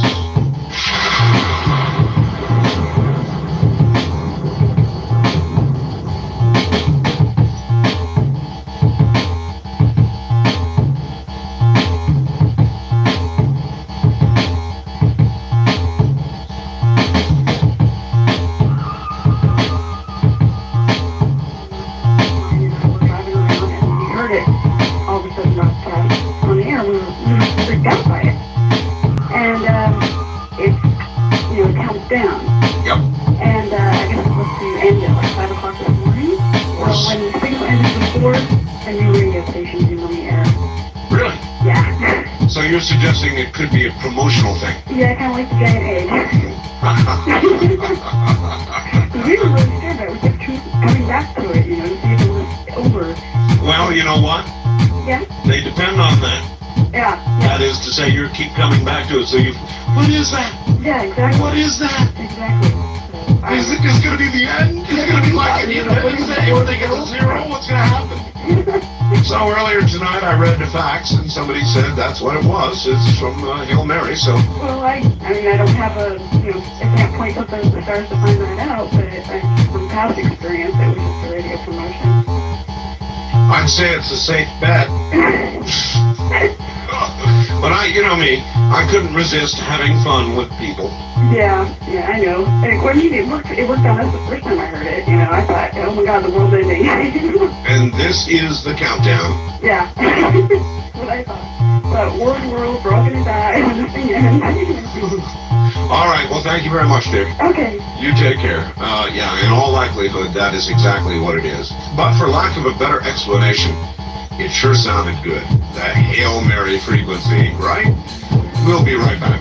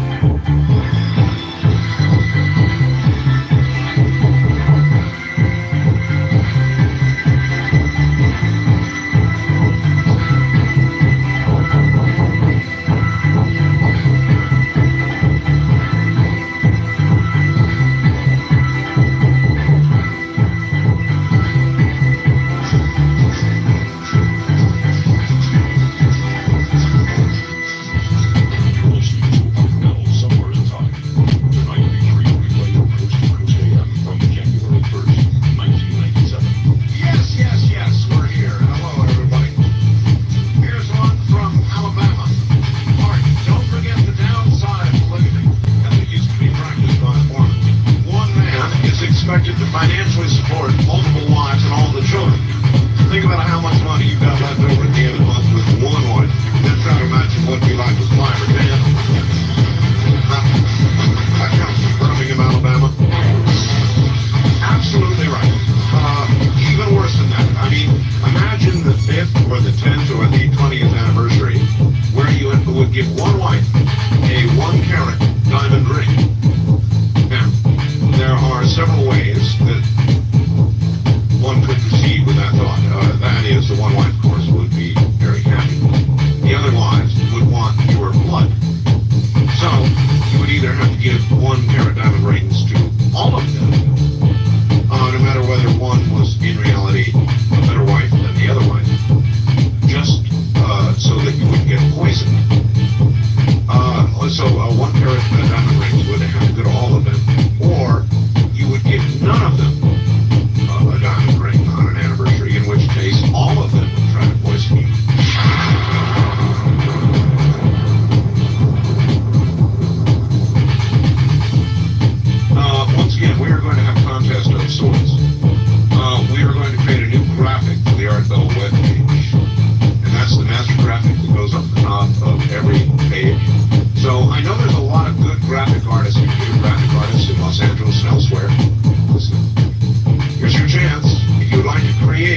send it off to webmaster@artbell.com. Webmaster@artbell.com. You see it up there.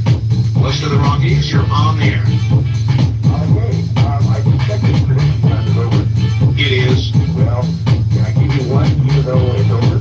Oh, sure. It will be an official prediction. Okay, by the way, I'm David Portman. Yes, David. And my prediction is Hillary Clinton will be charged or indicted with contempt of Congress.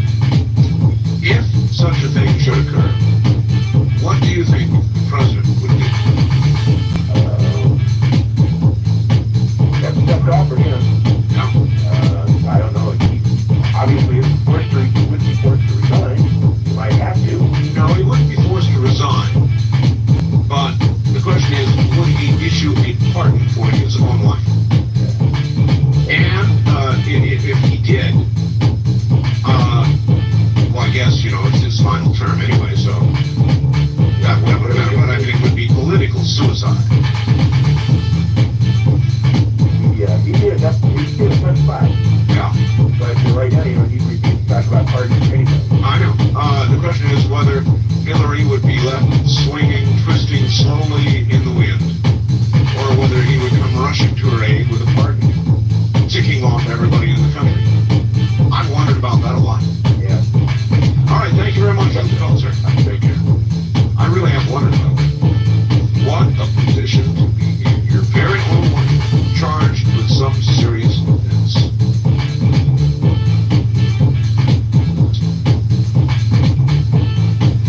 First time caller line, you're on the air. Hello. Hi, Arthur. Hi, Troy. Birmingham. Yes, sir. I just want to let you know that I'm a regular user on your SNET IRC channel. Oh, yes. And Were you part of the big battle? well, I wasn't a little part of the big battle, but I really wasn't the one that got the channel back. That was different users. But I just want to mention to you that you kind of antagonized them when you started talking about us getting back, and they're going to start trying it again pretty soon. Of course they will, but I mean, we've got so many out there. We've got an army. Right. Well, I hope so. I'm glad to be part of that army. I just want to let you know that. I just thought it was a low-life thing to do. Oh, it really is. It's a real common thing, and it happens a lot. But hopefully, it's not going to be a big problem. Well, we can move large numbers of people on a moment's notice. I'm afraid that we just proved that point with my own shadow.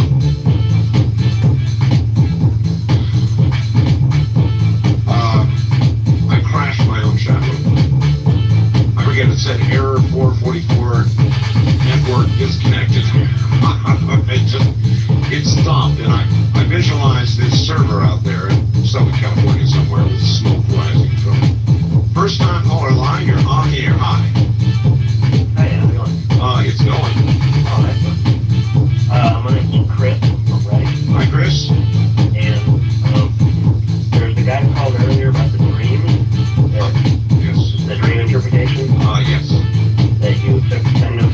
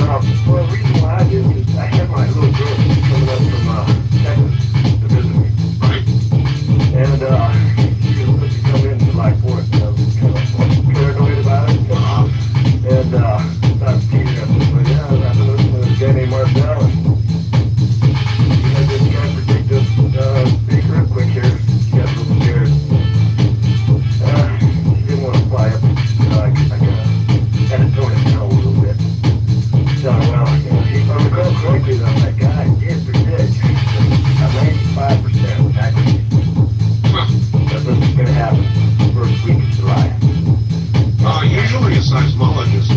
But that, A seismologist or would not predict something like that. oh, what he did, this guy was out of San Jose, and supposedly he had made a prediction before. He was working for some institute. You know what? Now I'm beginning to remember. Yes, I remember the seismologist. I don't remember the prediction. But we did have a seismologist on, and I'm trying to remember his name right now. I should remember it. But I don't recall that he made that prediction. Now, I'm not a seismologist. But I would be, if I were in the prediction business, I would predict there would be an earthquake soon in Northern California somewhere. All the rain is coming down, even Oregon, Washington, somewhere. I think that a great deal of rain contributes to geologic instability. It's just a theory. Wildcard line, you're on the air. Hi. Right. Art, 3 quick points if I may. With more ultraviolet and X-rays reaching the upper atmosphere due to the thin ozone layer, Yes. I think we can expect more meteorological commotions as the ocean water heats up and the air rises and more cold air comes in, bringing rain and snow as we're getting here in the winter. But the approach of not only rogue comets and asteroids, of which it's estimated there are over 30 trillion throughout the Milky Way, resulting from the birth and death of stars, and also the displacement of stars due to solar collisions, which could send a rogue star system our way, impacting the Oort cloud as well, and displacing the jet stream. And if the system, if the rogue system has an Oort cloud with up to 1,000 comets could enter the solar system, according to the Astronomy magazine of this month. 1,000. Yes, 1,000 comets. Yeah. What a great title for a book. Night of 1,000 Comets. We have been sending letters for over 10 years to media personnel and government officials, copies of which I'd be happy to send to you to post on your webpage concerning such an eventuality, because it's not enough to depend upon a government that's able to act only after the fact with emergency funds. We need to embark upon a more preventive measure, and this people themselves will have to initiate. So I guarantee you, if 1,000 comets hit the Earth, FEMA couldn't help at all. But some of the atmospheric anomalies of recent times may be due to an approaching rogue system, that is, peripherals of an approaching rogue system, which could be such as the fireball that we're seeing in increasing numbers. And the approach of a higher order could also be in evidence. So I think we need to be willing to make changes. We need to listen, to broaden our concepts, to adopt new priorities, because far more than emergency funds are going to be required to provide the needed safeguards. And this may be the very reason why we are seeing so many quote-unquote sightings of persons that are able and capable of assisting us through this period of trauma, which we are definitely going to go through. All right, thank you very much. That could be. Heaven help us. I would send that directly to the webmaster, Keith, at webmaster@artbell.com. Webmaster@artbell.com. And if you have any spiffy artwork that you would like to submit for the new logo, that's the place to send it, webmaster@artbell.com. He really likes to get a lot of emails. Wildcard line, you're on the air. Hello. Hi, Mike. Comment on the earlier caller who wanted to predict major earthquake in California, Southern California. Yes. Yeah, I think that's kind of a negative way to start out the new year. And I don't think that I'm gonna make a prediction here. I don't like to make predictions. That's cool. Everybody else knows. Why not you? But I predict that there's not going to be any major earthquakes in California. I mean, back in 92 we had a possible major ground displacement, a possible crack in the continental shelf,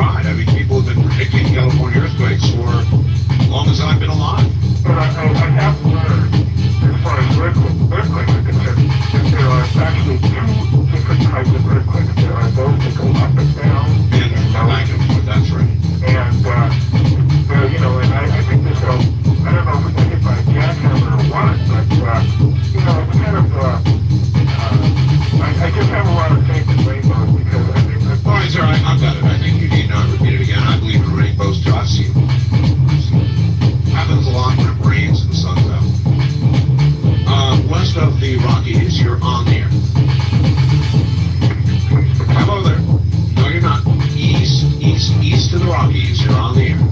Well, good morning, Mr. Bell. Good morning, Mr. Caller. Where are you? Oh, this is Mike from Jacksonville, beautiful Hampton, June, North Carolina. Oh, my birthplace. Your birthplace. Another guitar deal. And I would like to say Happy New Year from Toby, Missy, Calista, and Spot. Toby is currently 15,000 tuxedo cat sitting in my lap. Is Spot a dog? No, Spot is a pure white female kitten with one black spot directly between her ears. I guess you can name Cat Spot. It's sort of heresy, but... Well, I mean, if Data can do it on Star Trek, why can't I? Yeah, that's right. I have just got through. I've been wanted to make a comment on a fact that you read at the very beginning of your show tonight about the space race.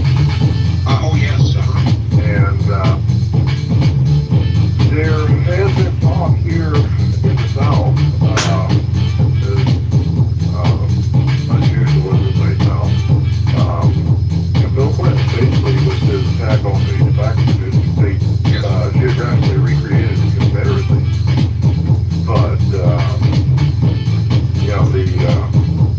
as I listened to his predictions the other night, several civil wars throughout the world were predicted.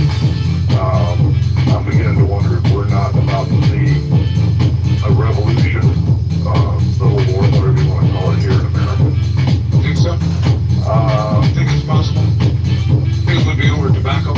I don't think it'll be over tobacco. I think it'll be over states' rights. States' rights and individual rights. Well, there is going to be trouble. The federal government is making a big mistake with their reaction to this California-Arizona vote. Really a big mistake. And I'm really sorry to see it. And their comments are, this business about the voters being asleep with the switch. Very unfortunate. That would, were I one of those voters, I think I would be on the telephone, on the fax machine, letting those people know exactly how I felt about it. But, I'm very concerned about the way things are going, and I'm not at all, I won't be at all surprised if something does happen within the next year or so. I foresee that with Janet Reno's attack on the Fourth Amendment, in front of the Supreme Court and a few of the other things that are going on. All right, but here's the thing, sir. We still live in a country, luckily, where redress is possible within the system.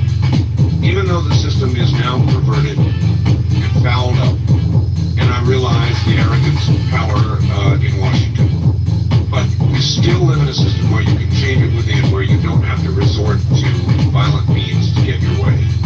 Ooh, let's hope so. Yeah, well, I do. I hope so. Thank you very much, and I do believe that. You will know when that has changed. West of the Rockies, you're on the air. Hi. Oh, Art, I finally got a hold of you. And it's great. And you know what I heard? What? I heard you read Ender's Game, right? Or Scott Card. Read what? Ender's Game. Absolutely. One of my favorite. I just went through my second reading of the entire series. I'm going to have him on the air pretty soon. Really? Yep. As a matter of fact, I talked to Orson Scott Card about 3 months ago.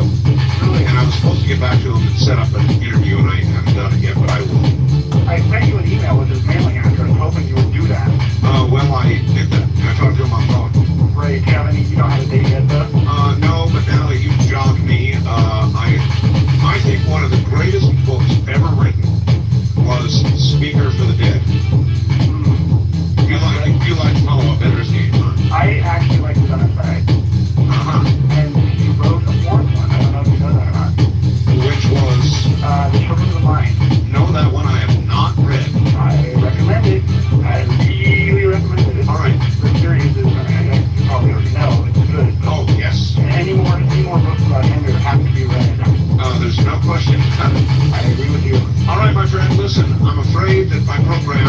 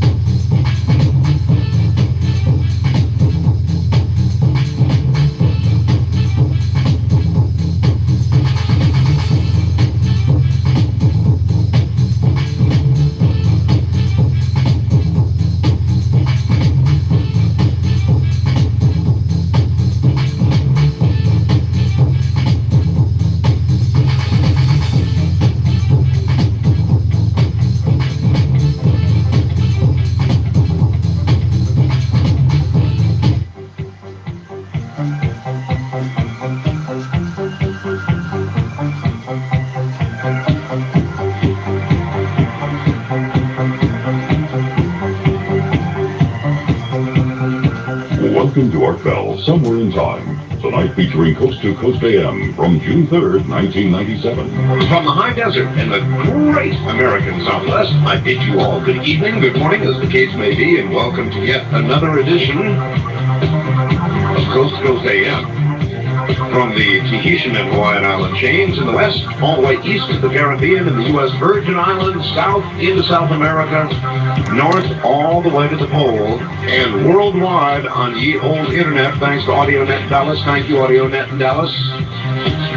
I'm Art Bell, and this is the weird radio program in the nighttime that you've heard about. And I'm sure that's what it'll be tonight.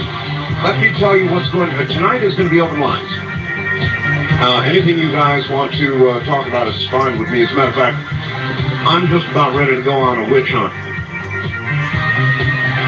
I mean a real witch hunt. I do this every now and then. One time I had luck. And I'll explain to you why I'm going to do that. As you, let's see, tomorrow night, let me take care of that first. Tomorrow night is going to be a very serious night, so I intend to have fun tonight. Tomorrow night, we are going to have at 11 o'clock, beginning of the show here in the West, Marcia Kite, who is in Denver. Marcia Kite, I spoke with earlier in the day, and she lost her 23-year-old daughter in the explosion at the Murrah Federal Building, and she has attended every day of the trial, save one, when they were doing phone records or something. And I thought it would be particularly useful to be able to talk to somebody who was able to do what we, of course, have not done, aside from her intense interest, obviously, in the trial. She has been there, and she got to hear all the evidence we did not get to hear, that which 12 people who convicted Mr. McVeigh heard. And so she will be our guest in the first portion of the show, and then she will be followed by Joyce Riley. And Joyce Riley has some absolutely shocking information for you. So that's what's coming up tomorrow night. You're not going to want to miss that for sure. Let me announce, I have got, I don't know, probably hundreds of messages. And yes, I still have AOL. We're in negotiation at the moment. But there are hundreds of messages in there from people who have seen and love our new live studio cam. And it's been a blast, absolutely a blast. Now, I'm learning something, that's for sure. Have you ever try this just for fun one night, the NBC Evening News with Tom Brokaw? And as Brokaw does the news, take your remote control, if you've got a good forehead VCR, and freeze frame Brokaw at almost any moment, and he has the dumbest look on his face. Tom Brokaw looks like a complete idiot when you freeze frame him. And occasionally, and of course that's what this program is doing, about every 30 seconds, it's taking a freeze frame shot of me, processing it in my computer through my local ISP to a server in Arizona, where it is then processed and goes out over the net. So, you know, if you go up to my website, the first thing you see up there is, in new items, live a studio cam. And when you go to it, you get a very, very, very high quality updated photograph every, I don't know, 40 seconds, whatever it is, you know, however often it updates, you get it. And so it freeze frames me, and I never really know how it's going to catch me. And so I guess I know how Tom Brokaw feels, because there will be an occasional very flattering photograph, and there will be an occasional photograph where your tongue is hanging out. You know, it just depends on how the camera catches you at that moment. And even though I know when it's going to take the photograph, it counts down in seconds and tells me, all right, boom, and then it freezes for a second and starts counting down again. So I can look over there and pay attention, but I don't. I mean, I can't pay attention to that. I've got to pay attention to doing the program. But it's a lot of fun, and we're getting rave reviews, and we're doing a little tweaking. And for those of you who have been watching the live studio cam, let me tell you what the plans are. I would expect in the next 2 days, we're going to get a video sequencer and another camera, which I am going to mount off to the side so that you can be able to see my studio console, and you'll see me from either the back or the side as well. And we will have it sequenced between those 2 camera shots.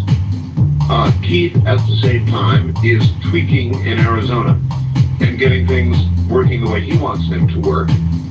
I've actually had people putting together collages into a little moving motion picture of Art Bell in motion. You know, with shots this far apart, I'm not sure it's meaningful that they're doing it out there. And I'm getting a lot of people who are sending me back renditions of what they have received on their end. The whole thing is a blast. And we're going to do one other thing tonight. This is radio with television. Pretty weird stuff, folks. The other thing that we are going to do tonight is my wife has agreed to come in. And so you're going to get to see I can't tell you when, but at some point tonight, Ramona will come in and you'll get to see her.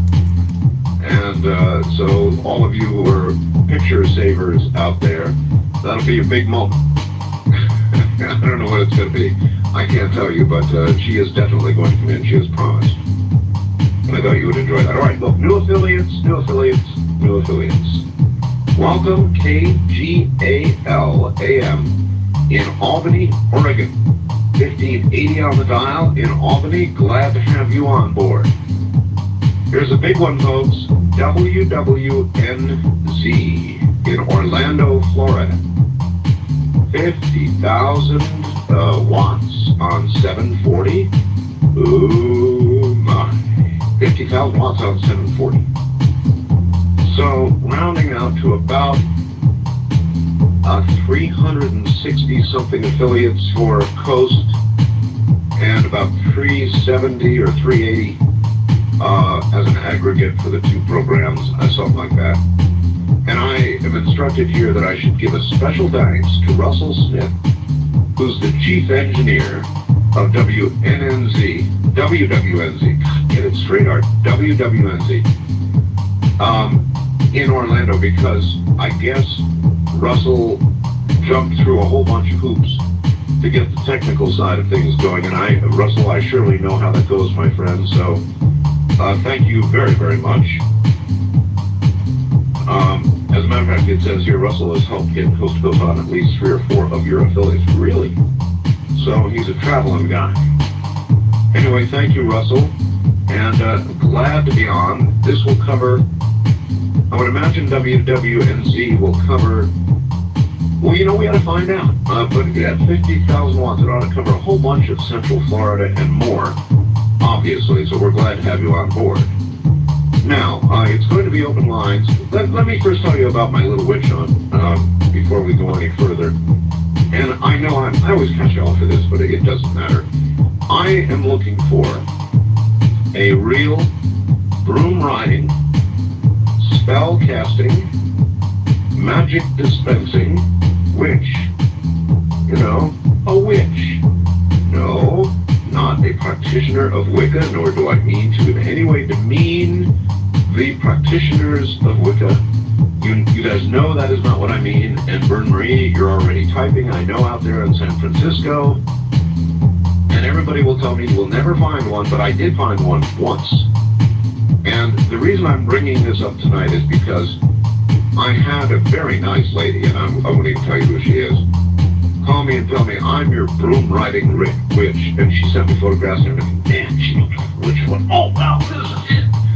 And I called her up, and she was a very nice lady, but she was a practitioner of the white arts, white light, and then, you know, and that is not what I'm after. Again, so that I can specify here, I am after a broom riding, metaphorical, okay? You don't really have to have a broom. Broom riding, spell casting, magic dispensing, witch. That's what I want to find. So if there's any witches out there, get hold of me by fax, and I will call you. Now there's surely a witch would have or could have access to a fax machine, right? fax me at area code 702-727-8499. Now, I want to remind everybody, as I do every night, I've got a 3-page fax max. Anybody who sends in excess of 3 pages, well, I'll leave it at that. 3-page maximum, as I always announce. Fax me, area code 702-727-8499. I want to interview a real witch. I know you're out there. All right, the serious stuff. Jurors Wednesday begin to consider whether Oklahoma City bomber Timothy McVeigh will be executed or spend his life in prison. It should be quite a process. The prosecution plans to call 45 witnesses over a period of 3 days. Most, including no doubt my guest tomorrow night, will talk about the loss of their loved ones. It's going to be very heart-wrenching. You are going to see testimony over the next 3 days that is going to be hard to watch. Legal analysts say Timothy McVeigh's best hope for avoiding the death penalty may be to beg for mercy from the jury. When the penalty phase of the trial begins Wednesday, the same jury, 7 men and 5 women, are going to be asked to decide whether McVeigh should be sentenced to life in prison or death by lethal injection. A law professor at the University of Colorado and a former federal prosecutor said, quote, "My opinion is Timothy McVeigh's only real promising hope is to confess the crime and express extraordinary remorse." Well, let's see, what else have we here? More sex misconduct at Aberdeen Army Proving Ground in Maryland. We've got a commander there going into early retirement, admitting to adultery. For an affair he committed 5 years ago when he was in divorce proceedings. Wow. President Clinton's plane had to alter course. It had a close encounter of another airplane kind. There is a very strict rule that suggests that other airplanes must remain within a certain distance of Air Force One, and if not, Air Force One must change course, and they had to do that. And let's see what else. More evacuees from Africa. And this is interesting. Parents are being warned about potential dangers of window blind boards. Currently, toddlers are being choked to death. As a matter of fact, they say 183 of them were accidentally strangled to death between 1981 and 95. 183 children choked to death by window boards. Holy. I've got a New York Times article here on the weather. As you know, it is changing. And now the New York Times has caught on. There was also an extensive story on CNN showing a lot of the same interesting photographs that Stan Dale showed and predicting the beginning of an El Nino, which will change weather patterns worldwide. And that is beginning in earnest, apparently, in the Pacific Ocean. So there you have that. And I've just got a whole bunch of stuff here. But I think I'll hold on to a lot of it. Confirming an earlier story, the Associated Press, from the, let's see what newspaper this is. I'm going to have to figure out which newspaper it is, but it's an AP story. They are beginning a mass vaccination program in the Dominican Republic. Now, that is interesting because I ran, as you know, with Dr. Horowitz, a story indicating something very serious was going on there. And now They are going to literally try and inoculate the Dominican Republic. The Medical Association warns the actual number of cases of this strange disease could rise to 45. The disease is passed on by coughing, sneezing, or through saliva, and is characterized by high fever, chills, and vomiting. Doctors expect the death rate range from 30 to 90%. Wow. So, for those of you that did not think that what Dr. Harwood said was real, it apparently is very real and is being, no doubt, kept very quiet, the Dominican Republic being, of course, a hot tourist location. And you can imagine they would want to keep it quiet.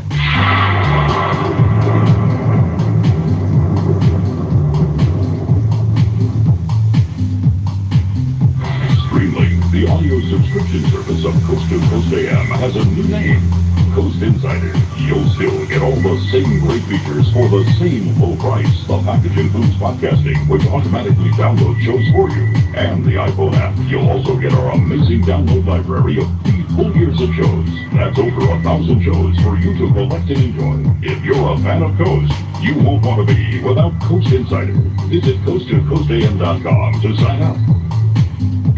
Okay, so you've got Streamlink for full access to coast2coastam.com. You've downloaded the Apple iPhone app to take it all with you on the go, and you get the daily Coast Zone email newsletter delivered right to your inbox. But aren't you forgetting something? Yes, you are. It's the one and only After Dark magazine. Coast to Coast AM puts out a monthly 4-color magazine that readers have been enjoying for more than 15 years. And each month you can read very personal editorials from me, George Norrie, interviews, which covers areas that you don't hear on the air, articles from guests which are not on the internet, and relevant news stories that don't always get covered by the mainstream. Subscribe now and cover all of your Coast to Coast AM media bases. Call our new number at 1-888-261-6392. That's 1-888-261-6392. It's $39.95 for 12 monthly issues. You can also subscribe online at coast2coastam.com. That's www.coast2coastam.com. You never know what you'll hear on Coast to Coast AM with George Norrie. You know, there is terrorism out there. So in an effort to try to fight it or combat it, we give up these rights. I'm convinced that there are groups out there, sinister, powerful groups, that would create this terror to continue to control us. I think you're absolutely correct. But of course, anybody that's followed the process of government throughout history, once a government has been given a certain amount of power, it always seeks more. And to suggest that our government is different because it's America, I guess that just shows how historically ignorant the American people have become. Because in a real sense, these things are our fault. Americans are, in fact, now trading liberty for security. Every day, this is going to happen now in our future, that we're going to allow this. It's just a matter of time. Now we take you back to the night of June 3rd, 1997, on Art Bell, Somewhere in Time.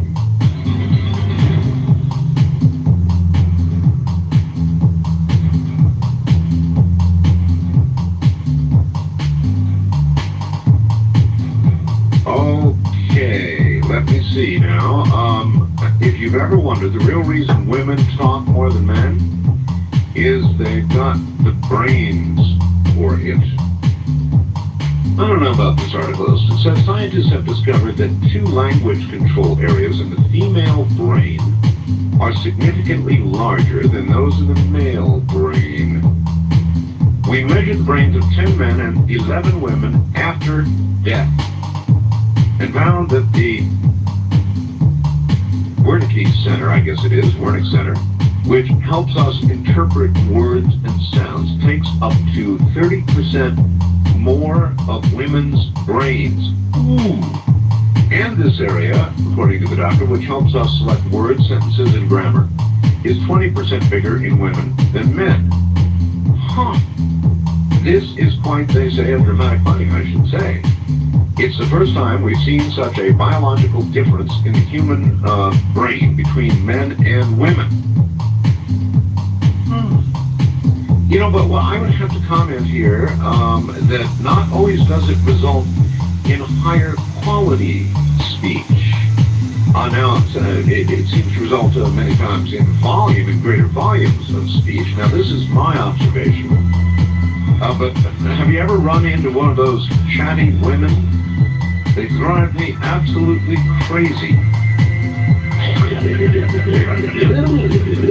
they say absolutely nothing. Bigger brains, huh? Corrupt. From Corrupt. You're listening to Art Bell, Somewhere in Time on Premier Radio Networks. Tonight, an encore presentation of Coast to Coast AM from June 3rd, 1997.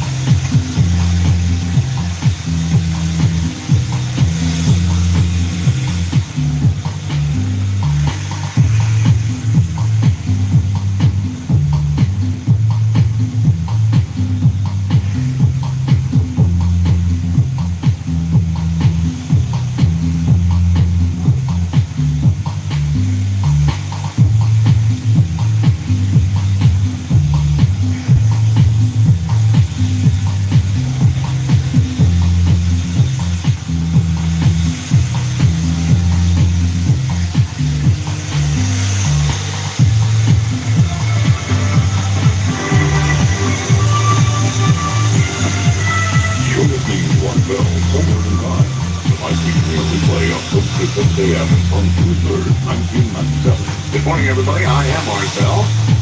And in a moment, I've got a fellow with a kind of a... Well, let me read you the facts he sent to me, all right?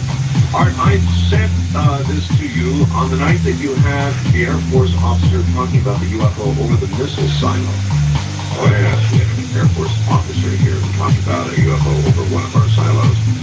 But he said you didn't get it because of the 3-page limit that I just realized tonight. Also, I was afraid to talk to you then because I was working at NSA. That's no such agency or national security agency. But I was fired last week, so now I don't care. UFO stopping an aircraft carrier. What? Anyway, when I got this fax, it indicates that he knows about an aircraft carrier that was stopped by a UFO, an unlikely event. I called Jim, we won't identify him, and I really have, let's see, where is he? Oh, he's in Maryland. Maryland. And I won't identify him any further than that. In a moment, I'll bring him on the air and we'll ask him about it. This is another one of those spur of the... A lot of things that we do on this program are done on the spur of the moment. This is one of those.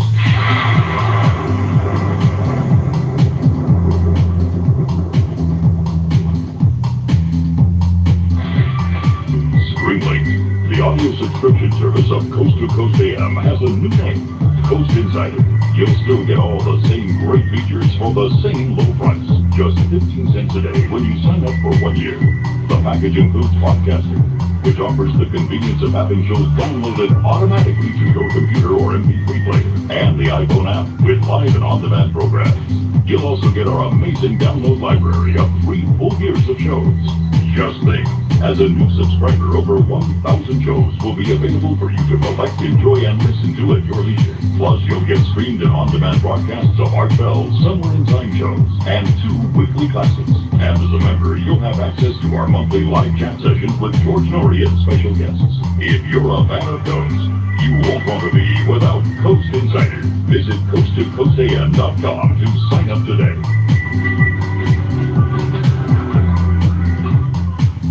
Here's what you missed on Coast to Coast AM with George Norrie. Now we look at sending humans to an asteroid. Smart idea? I would love to see that happen. A mission to an asteroid is exactly the kind of thing that our nation's space program ought to be focused on. Really pushing the envelope and really showing us what's feasible and possible to do. What better target than leaving the Earth moon system behind completely and venturing off to a new little world that we've never been to before and getting ready for that long mission to Mars.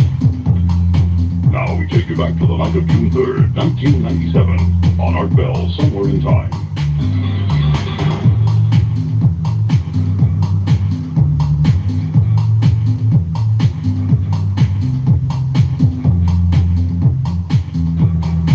Now, a UFO stopping an aircraft carrier? Huh? Jim's on the line. Jim, hi. Good morning. I take it you're in Maryland somewhere, huh? Yes, in Maryland. Okay, you worked for the NSA? Yeah, for 21 years. 21 years for the NSA. Before we get into details, what's it like working for no such agency? It's pretty stressful, actually. That's an answer I would expect. Stressful. Yes, very stressful. I'm a little kind of relieved that I'm not there anymore, to be honest with you. You got canned? Yeah, it didn't have anything to do with UFO, though. You weren't spying, really? No. Creating a disturbance in the workplace. I was, Did you go postal at NSA, Jim? No. No? No, not that bad. Okay. Just dissatisfied with a lot of waste that goes on and co-workers not doing what they're supposed to be doing. You were a whistleblower. Well, sort of. It's got a little voice or something like this. So you went vocally postal? Yes. Okay, I think I've got the picture. Well, that's a hell of a deal after 21 years. Do you get out of there with any retirement? I have some money. Retirement system I'll be able to draw on when I get a little older. So I'm in the trades. I have a good skill. I can do work. I'll be working. I'm not worried about that. How does a skill that one uses in NSA translate to the civilian world? Oh, what I installed electrical distribution, electricity cell building. Okay. Work. All right. Now, so you're willing to say something that you obviously could not say when you were working for the NSA? Well, I was, it's one of those touchy subjects. Really didn't have too much to do with there. I was in the military, I was in the Navy, and communications. Yes. In the 60s and 70s. I experienced a pretty terrifying experience on board the John F. Kennedy aircraft carrier one evening. The John F. Kennedy? Yes. Can you tell us what you did on that aircraft carrier? I mean, what kind of job? I worked in the communications. Communications, that figures, all right. And so what happened? Well, one evening all the communications went out. We heard on the intercom from a signal police that we heard a sailor yelling that God was here at the end of the world. And then another more rational sailor got on the intercom. That God was here and it was the end of the world? Yeah, that's what he was yelling. God's here at the end of the world. Might be a rational conclusion. What was he seeing? Well, another sailor got on the intercom that was a little more rational, and he said there's something, all he said was there's something hovering over the ship, there's something over the ship. And I had heard from the other part of communications that all communications were out, voice and teletype. So a couple of us ran out, so we were right below the flight deck, we ran out to the edge. And the flight deck looked up and saw this big glowing sphere hovering over the island structure, the center of the aircraft carrier. A glowing sphere? Sphere, yeah. How high above, how big? It was really hard to say. It was in the evening, the sun had just gone below the horizon. It was still somewhat light, but you really couldn't see the horizon. There's no reference point. If it was low, it would have been a couple hundred feet in diameter. If it was a little bit higher, say 6,000 or 7,000 feet, it would have been even bigger. But it was hard to judge. It looked to me a couple hundred feet in diameter. Oh my. The only thing that I know, and I'm just a civilian, I was in the Air Force, but I've been a civilian a long time now, that could knock out everything. It's funny, a friend of mine wrote a book about this. They could knock out all the communications on an aircraft carrier would be an EMP pulse. Yeah. And a hell of a big one at that. Yeah. Yeah, we have been briefed on that effect. Of course, years ago that was classified, EMT type of thing. Nobody knew, if everybody knew about it, so it was classified then. But it not only knocked out communications, knocked out everything electronic. All the radar ceased to work, compasses were going around, and just about everything that was electronic wouldn't operate. They couldn't even launch any planes. Planes wouldn't start. So we were actually helpless in the water. We were able to maneuver and move, but that was it. Nothing else worked. I only saw this object for a few seconds because battle stations were sounding, general quarters, and I had to go back to my station, which was in communications. But later that evening, we were up all night talking about it. And I sure you were. Yeah, I had been on the ship and knew a lot of the people in the years, and had discussions with radar operators and people that were on the bridge. Jim, how many men would be on the John F. Kennedy, or probably in these days? In those days, was it just men, or do you have women? Just men. Just men. All right. So we can talk about that. About 5,000 men. About 5,000 men. Yeah. How many of those 5,000 do you think saw this, whatever it is? Probably only about 20. 20. Yeah, that makes sense. And I can explain that. It's very easy to explain. We had just completed a very long flight operation, in excess of 20 hours.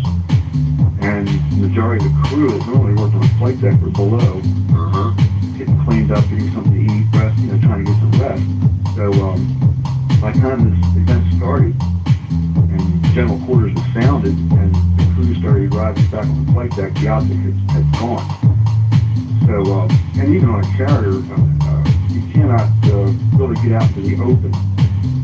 The flight deck is restricted because of the dangers, and there's really very few places that you can go and observe the sky on a carrier when they're in full operation. So it seems incredible that of 5,000 men, there were only maybe 15 or 20 eyewitnesses. That would be the bridge crew and anybody that did get back out on the flight deck. And again, how long would you say the object hovered, and how long did you lose communications? It was about 20 minutes. And so when you lost communications, the aircraft carrier came to a dead stop? No, we were able to move. We were able to move through the water and turn left and right, but that was about it. Well, here's the thing, Jim, that has always puzzled me. Project Blue Book, the great, whatever you want to think it was, the government issue, the Air Force said, the final conclusion was, well, yes, some of these are unexplained, we don't know what they are. However, they are not a threat to national security. Right, but when they can stop an aircraft carrier, that's a threat as far as I'm concerned. Well, I kind of thought the same thing about hovering over the missile silo. Right. Deactivating American ICBMs, and then in another case hovering over a Russian missile silo, and putting the damn thing into launch sequence. Right. Now, what if these things are not threats to national security? What is? That's a good question. That's the $64,000 question. And of course, at the time of the event, and you were in the military, you know a little bit how the military thinks. Whenever they experience something they can't explain, they classify it. Yes. So they don't know if they didn't know if this object was Russian, alien, Chinese. No, I know that makes sense, of course. Yes. So I never had to sign anything, but the commanding officer came on the closed circuit TV system to address the crew a few days later, which was standard procedure. And I'll never forget as long as I live. He talks about the operational readiness exercise we had just completed, and how we were going back to Norfolk to stand down, and we were going to deploy to the Med in a few months. And then at the very end of his speech, he said, "I would like to remind the crew that certain events that take place aboard a major naval combatant vessel are considered classified and not to be discussed with anyone without a need to know." And that was all that was ever said officially of the whole event, as far as I heard. And I've always been very patriotic. Having been patriotic, I didn't say a word about the event for years and years. I've become very interested in the whole UFO phenomenon and been thinking a lot about it. And I started to tell people the story that happened. And like I said before, I mean, working where I was, I didn't want to bring any attention to myself at all because, you know, it's the way you can lose your clearance. Of course. Of course. I don't know what I'm saying, but now that I'm a stranger again, right? You know, I still can't talk about some things, but I don't know that much anyway. I just took care of electricity. But anyway, now that I don't have that pressure on me, I figured, well, I'll go ahead and tell some people about this. Maybe I'll contact Dr. Greer. Well, maybe you ought to contact Dr. Greer, and maybe there are others who, among the 20 or 30, who no doubt are listening, and who will now come forward, Jim. Yeah. That's an incredible story. Yeah, and you know, the quickening I had felt, I'm about your age, and I have felt the past few years it's something, you know, you can just sense it. Like you said, the pit of your stomach, sometimes you just feel something. And there's not a question about it. Right, something's coming to a culmination, we just don't know what it is. Jim, I appreciate your coming forward. It is really an incredible story. Now, if you, I guess, you know, if you went vocally postal on them, and you would like to do any of that here, you're welcome to do it. In other words, what was going on that frustrated you so badly? Waste? I mean, we all like to hear where our black budget tax dollars are being wasted. I've always been, you know, I'm a taxpayer too, and I don't want to see any waste. I want money well spent. Like I said, I'm very patriotic. During the Vietnam era, I didn't run to Canada. I joined the military and served my country. I didn't particularly like the situation that was going on, but I loved my country enough that I wasn't going to run off. But anyway, and I would see certain things happening, you know, where money was being wasted and people getting promoted that were incompetent. This type of thing. It just gets on your nerves after a while. I always said I was never really suited for that on 20 because I'm too conscientious. I believe that's called the peer principle. That people are ultimately promoted to positions for which they're not qualified. Right. That is almost like a rule of nature.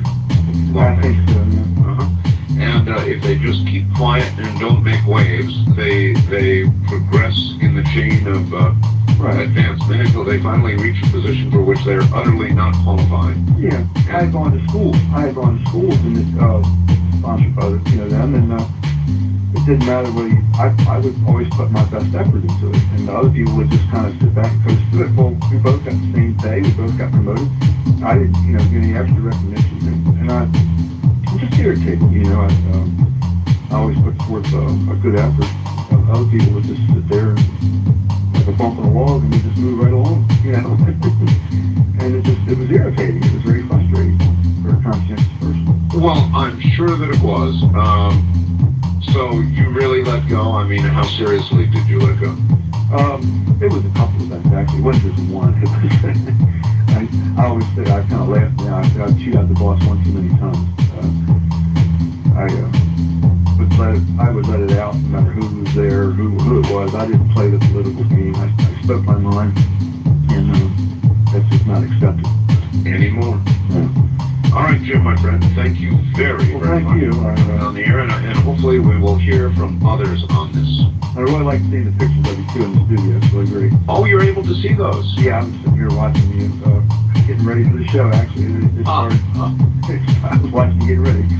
It's a big advance. Thank you very much, my friend. Take care. Yes, we're getting comments on the live studio cam, hundreds of comments, and some of them, because of the nature of the camera.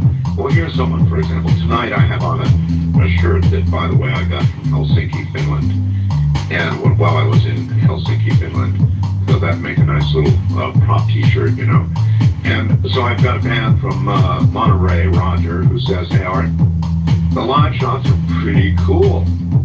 Is the Helsinki T-shirt an advertisement for hair products?" No, Roger, it is not. It is a souvenir bee in Finland. Do you ever open your eyes? Is that fluorescent lighting? You know how bad that is for you? No, Roger, it is not fluorescent. You have back problems. Sitting up straight and using a better chair may help. This is going to be interesting. No, I'm not giving you a hard time. I'm simply paying attention. I like my chair, Roger.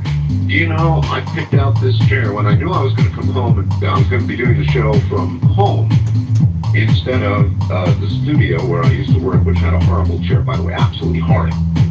And I knew I was coming home. I went out and sat in chairs. I spent about an hour sitting in chairs because I knew I would be sitting in this chair for a long time. And I found one that supported my back just properly.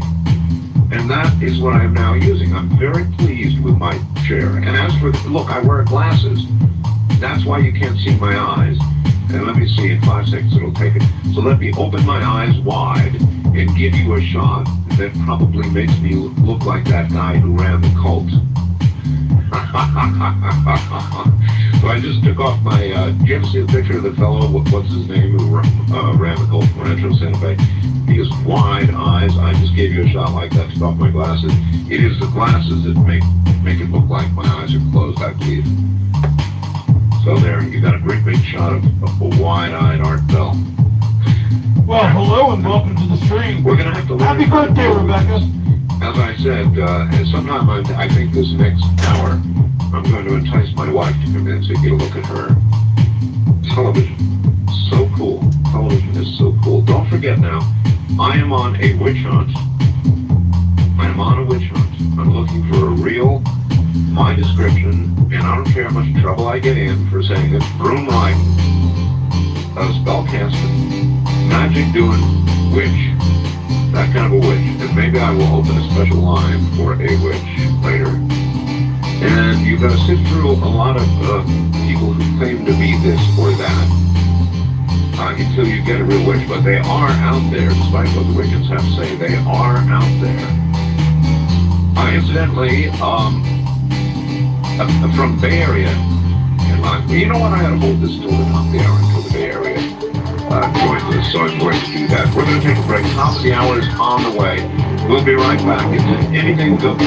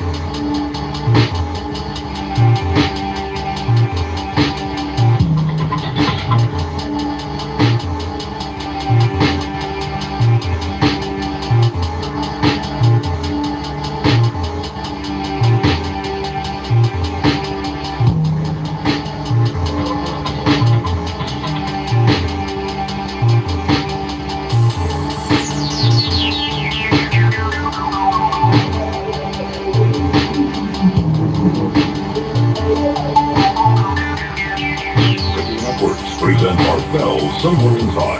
Tonight's program originally aired June 3rd, 1997.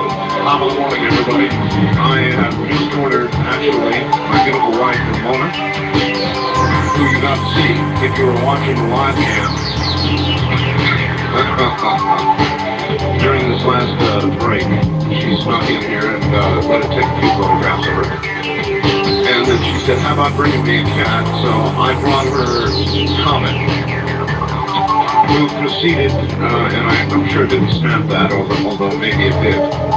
Comet got in the room and leapfrogged off her chest using all claws in full action. And So she's trying to get the blood all taken care of right now, and Comet went several feet into the air. I don't know. He's always going to be wild. He's always going to be a wild child. No doubt about it. Good morning, everybody. This is Coast to Coast AM. Now, it's open lines tonight. Is anything you want to do, anything that you'd enjoy doing? I'm on a witch hunt this morning, and I knew well what to say and what not to say this time. I always make a disclaimer because I know that the minute I ask for a broom ride witch, I'm going to get a fax from Marie in San Francisco and everybody else who's into Wicca. And I got one, and I wish I could read it when Comet jumped. All the faxes in here went flying. And I don't know where that one went, but she said, all right, disclaimer. Something like that. I'll find that and read it to you. It was a wild moment in here before I came back on the air. That's such a wild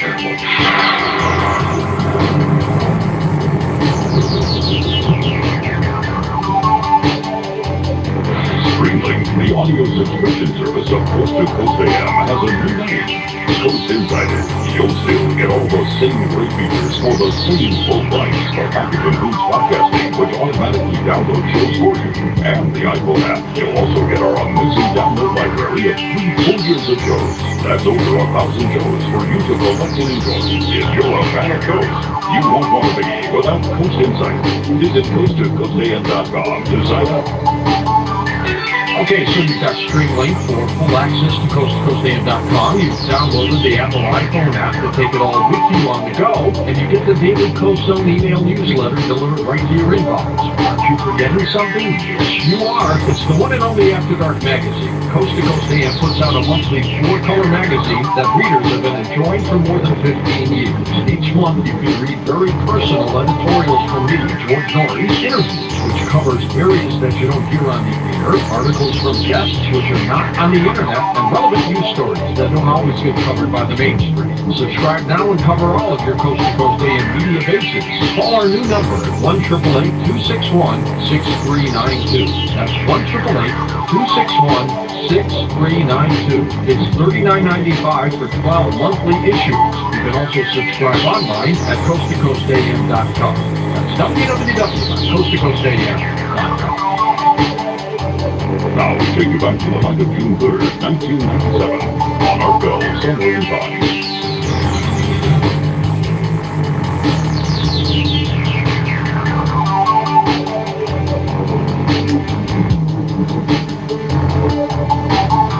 Okay, well, Comet really did nail my wife. Maybe I'll bring her in and she can show you her scratches sometime. I think you really got her. Really got her. Art, the live cam is great when the asteroid zeroes in on Columbus. Do you have enough cable to get it to a window for a live shot? Yes, I do. Yeah, we can have an outside cam, a UFO cam. I never thought of that. I thought of a microphone once, and I've always been needing to put a microphone outside, but now that there's an opportunity,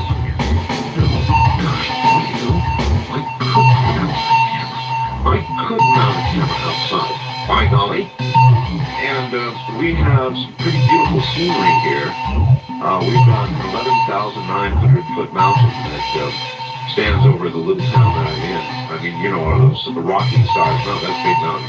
There's still snow on it a little bit, even now. I would say 10 months or 9 to 10 months out of the year, there's snow on that mountain. It's very pretty, so I can have an outside. I don't know. The world stands in front of it. So I'm getting all kinds of things like this. Love the art cam. When you're going to go to streaming video, is it art? It's inevitable. Yeah, but you won't get the kind of quality you're getting now. Art studio cam is great. I'm looking at Ramona waving. Will this be on during Dreamland? I would like to show my son. Yes, it will. Sure, we'll have it on during Dreamland. I see it. Probably during most live shows. Unless I want a night of privacy. Now, there may be some nights when I don't feel like doing it. And if I don't, then I'll turn it off. That's all. If you want to see our live studio cam, you can by going to www.artbell.com. www.artbell.com. Welcoming WWNZ, 50,000 watts on 740 in Orlando, Florida. So you'd have to look at 50,000 watts on 740. Must cover like a giant chunk of Florida, if not the majority of. I don't know. We'll find out. And KGAL in Albany, Oregon, 1580 on the dial. Welcome both of you to the network. Glad to have you.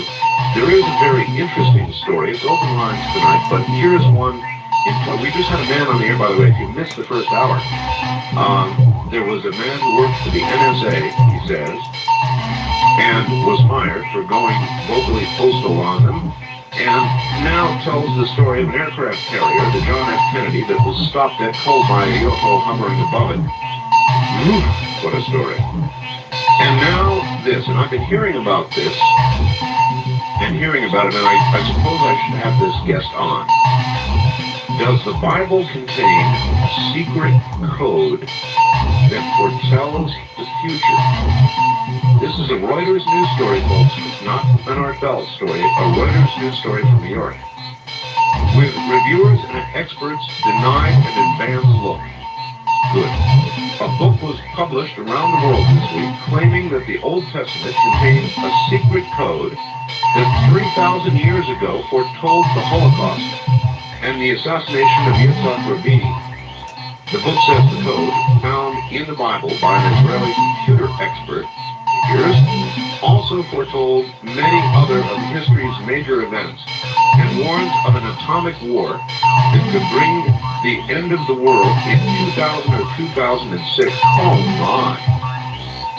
Trumpeted with full-page advertisements in publications like the New York Times, the Bible code has been snapped up in Hollywood by Warner Brothers, that sees it as a perfect vehicle for those who like their Raiders of the Ark flavored with large doses of Nostradamus-style predictions. Well, I'm going to interview this guy. So, if anybody out there knows the fellow who has written this book, by all means, folks, please send him my way and I will interview him. Well, I'm not surprised. While we're on the subject of things that would seem to agree with my book, let me hit my book one time here because it's selling out. The second printing is selling out. It's going like crazy.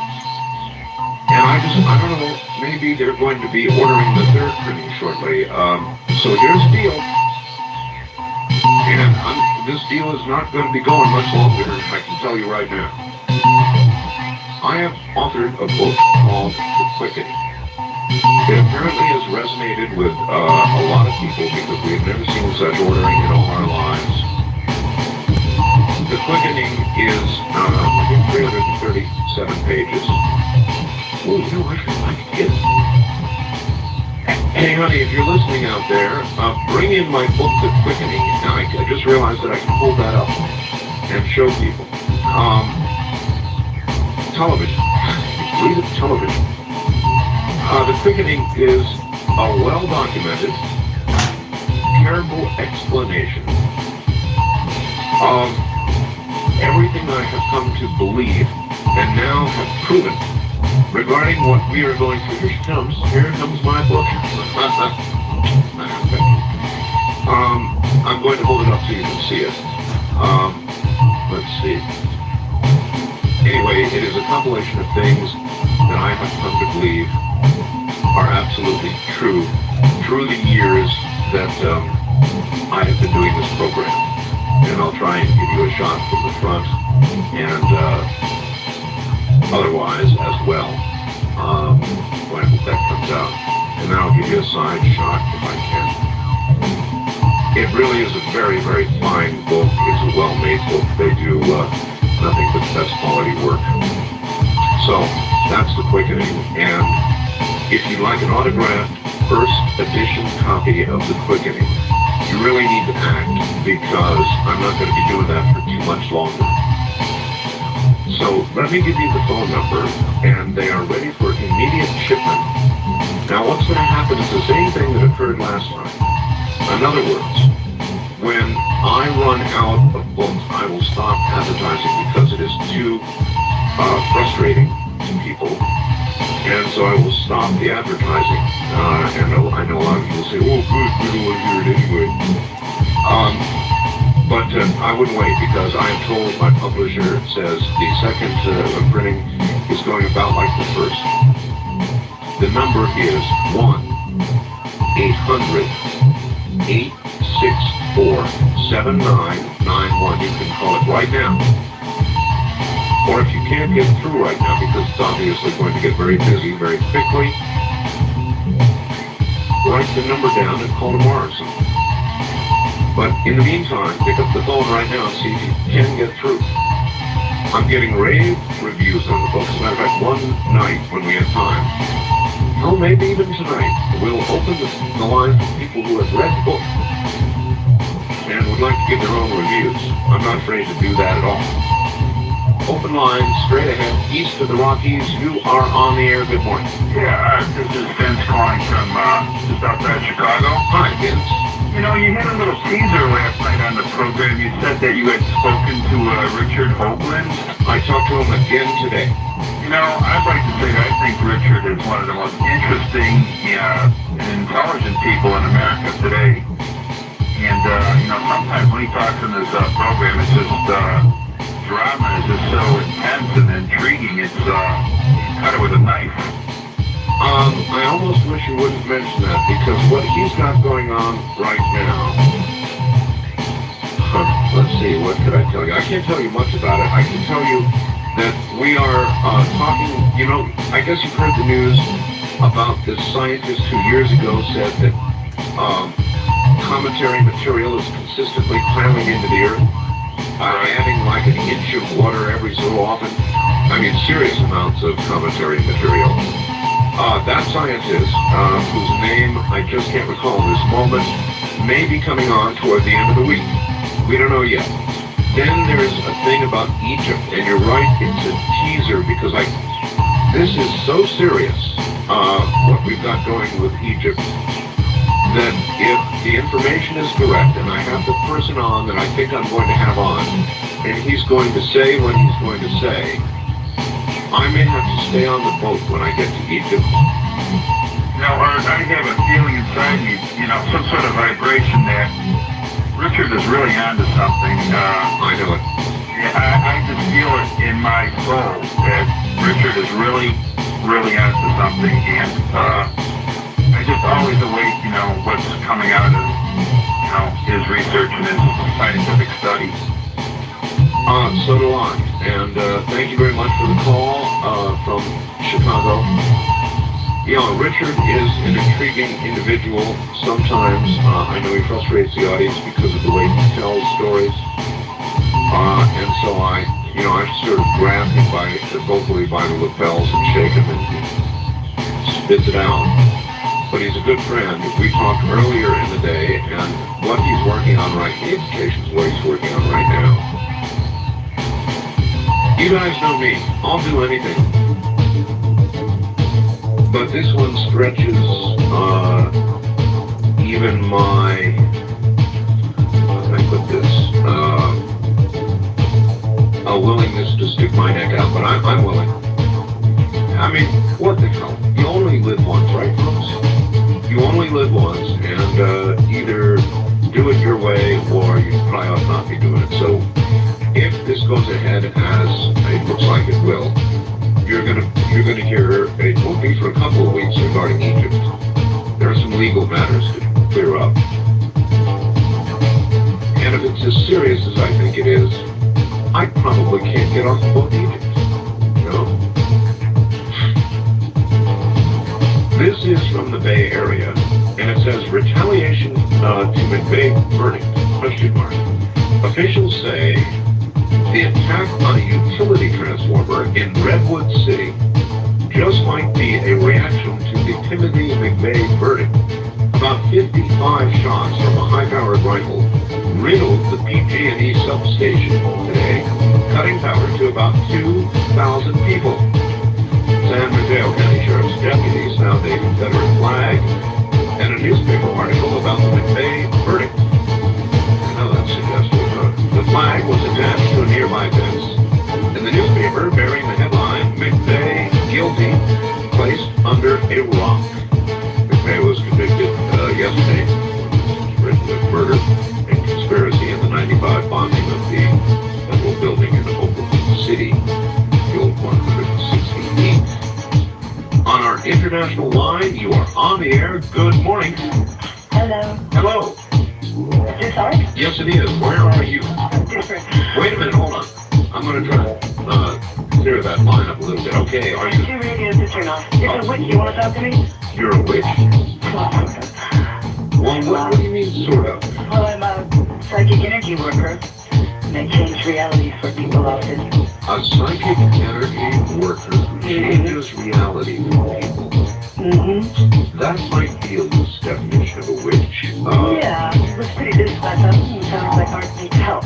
Where, pray tell, are you? I'm in West Vancouver. West Vancouver. So you're not... Last week. You're not an American witch. You're a Canadian witch. I am. How... All right, let's explore this. How are you able to change reality for people? Well, I work with energy, and you first I look at the energy, and then just help them shift it. I have lots of help. I bring in lots of kind of angelic types. Angelic types? So in other words, you are... Physical entities. Now wait a minute now. Wait a minute. Angelic. That sounds like you're talking about a white witch. And by that, I don't mean your skin color, I mean your practice of the art. In other words, you practice the good stuff. Well, I don't look at it that way. I think it's just all the reality and... Yeah, but I know, but there's like witches who say I work with light and energy and... Well, I won't do anything that's not in alignment with the plan, the divine plan. I kind of go by that. The divine plan? Yeah, that's what I think about how I see it. So in other words, let's just say, for the sake of argument, that you wanted a boyfriend. Okay. Could you do something and get that boyfriend? I've never had that problem. But, well, bear with me here, the spirit of question. In other words, you could do it, but I don't know. You get a feel for when something's right to do and when it's not, and I just do it when it feels right. All right, maybe I am a white witch in that way. All right, then let me try. It has to feel right in my soul. I understand. All right, well then let me try another question. Let's say even witches have to go to the grocery store and shop, right? Okay, so you go to the grocery store, and the bag boy is helping you out with bags, and he suddenly hops an attitude and takes your shopping bag and throws it on the ground and says something awful to you. Now, could you give him a corn on his foot if you wanted to? I'm sure I could, but I would never do that. I would Why not? Very compassionate. I would just kind of love him and make a joke or something and just change his mind. Oh, really? Yeah, so it's more like that. It's like changing the atmosphere. If something's weird going on, you change the atmosphere and then everything changes. Well, look, then, you're not exactly what I'm looking for. No, I'm exactly what you want, but I have to do that for my service.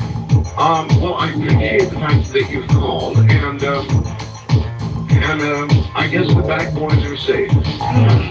All right, my dear, thank you. Thank you. Thank you very much. Take care. A witch of sorts from Canada. Interesting. Look, damn it, I want a broom riding, spell casting, magic wielding, cauldron stirring witch. Am I clear about this? No white light. I'm looking for one of the ones that gets buried under a house. You know what I'm looking for. Steve Rockwell, Somewhere in Time on Premier Radio Networks. Tonight, an encore presentation of Coast to Coast AM from June 3rd, 1997.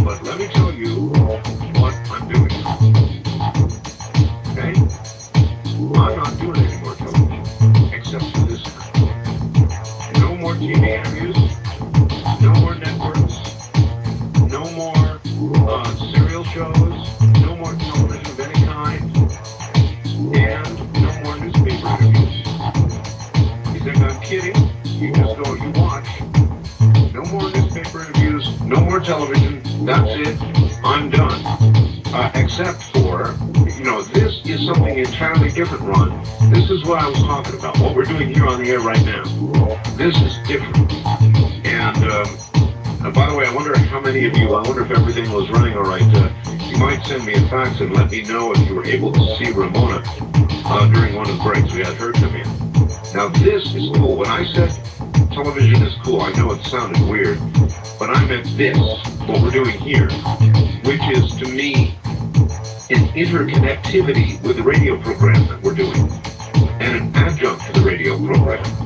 And probably a lot of people don't even know what the hell I'm talking about right now. On my website, if you go to my website, you can click on, you'll see in the newest items, live webcam.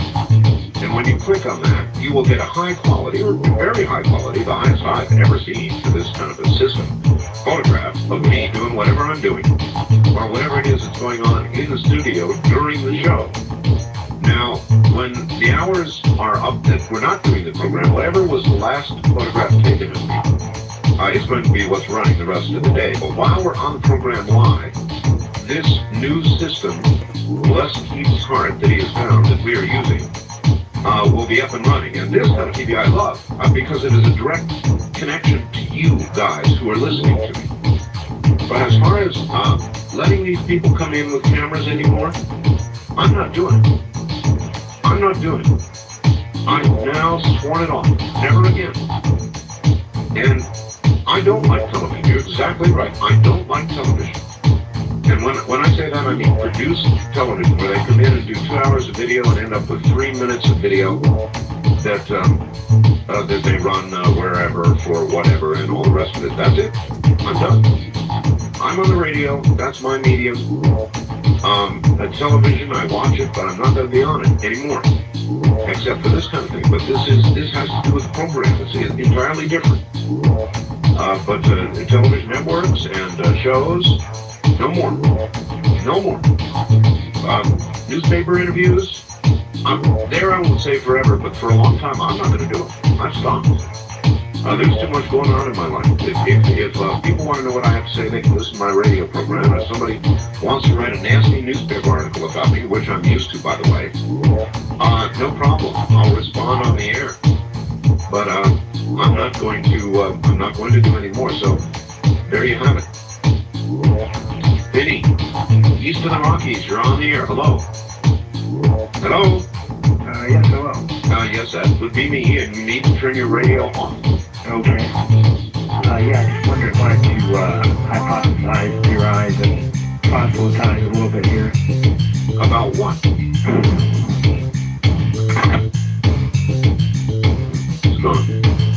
I guess he didn't know what he wanted to talk about. West of the Rockies, you're on the air. Hello. Hi, this is Arlene in Lakewood. How you doing? Well, I'm doing pretty good, and I hope you will be too. And if you recall, last winter you opened a package that had a curse on it or something. And you had all kinds of stuff. I'll tell you what it was. It was a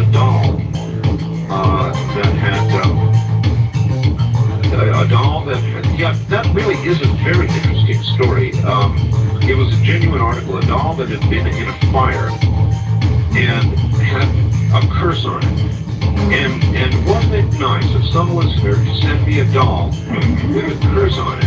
It really ticked me off. And this was an old doll, too. And I believe that it was real. And you could see the doll was singed. Again, all right, now you've caused another reason for me to call my wife in. So, none of you out there, this is the most I've had her in the studio, I think, since I've ever done the program. She will tell you what she did with the doll.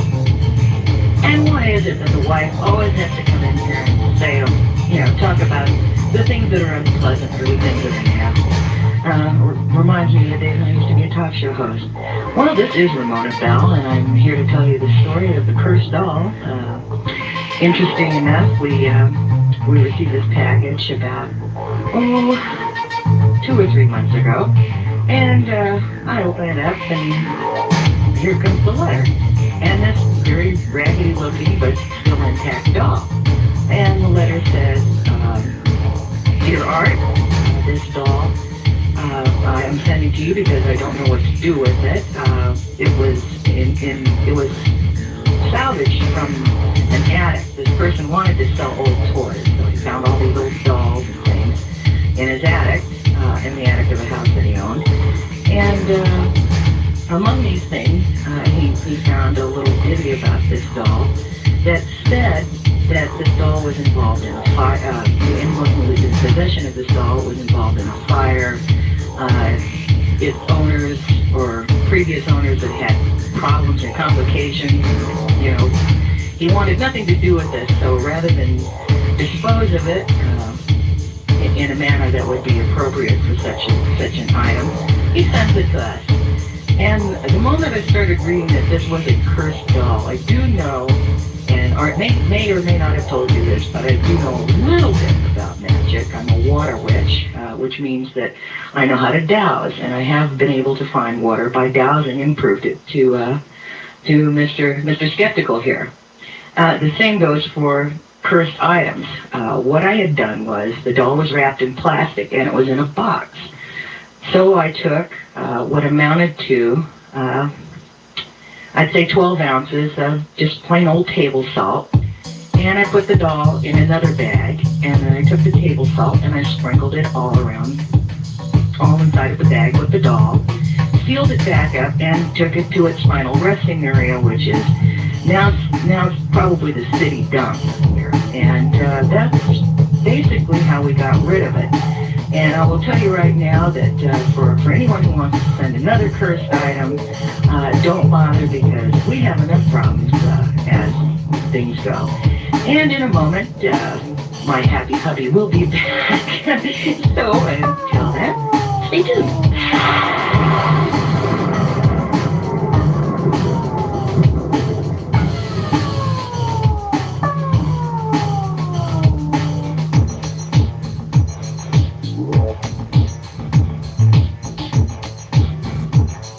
Okay, now you've got the story of the doll told by the person who handled it, not me. East of the Rockies, you're on the air. Good morning. Hi. Hi. This is Steve in South Central Indiana. Hello, Steve. I just got Web TV, and it's quite an amazing device. I went to your website, and I must say that it's one of the best I've seen. It's pretty cool, isn't it? Yeah, and I especially like the picture of you with the long hair. I thought that was really cool. Hey, listen, I've been around for a while. You know, I'm going to be 52 next month. This month, on the 17th of this month. And so, yeah, there were days when I had long hair. Like you saw me sitting there on a stack of hay or something. Right. Yeah, that's when I had horses. What was the circle on that picture? That will provoke some serious thought. We're talking 22 or 3 years ago.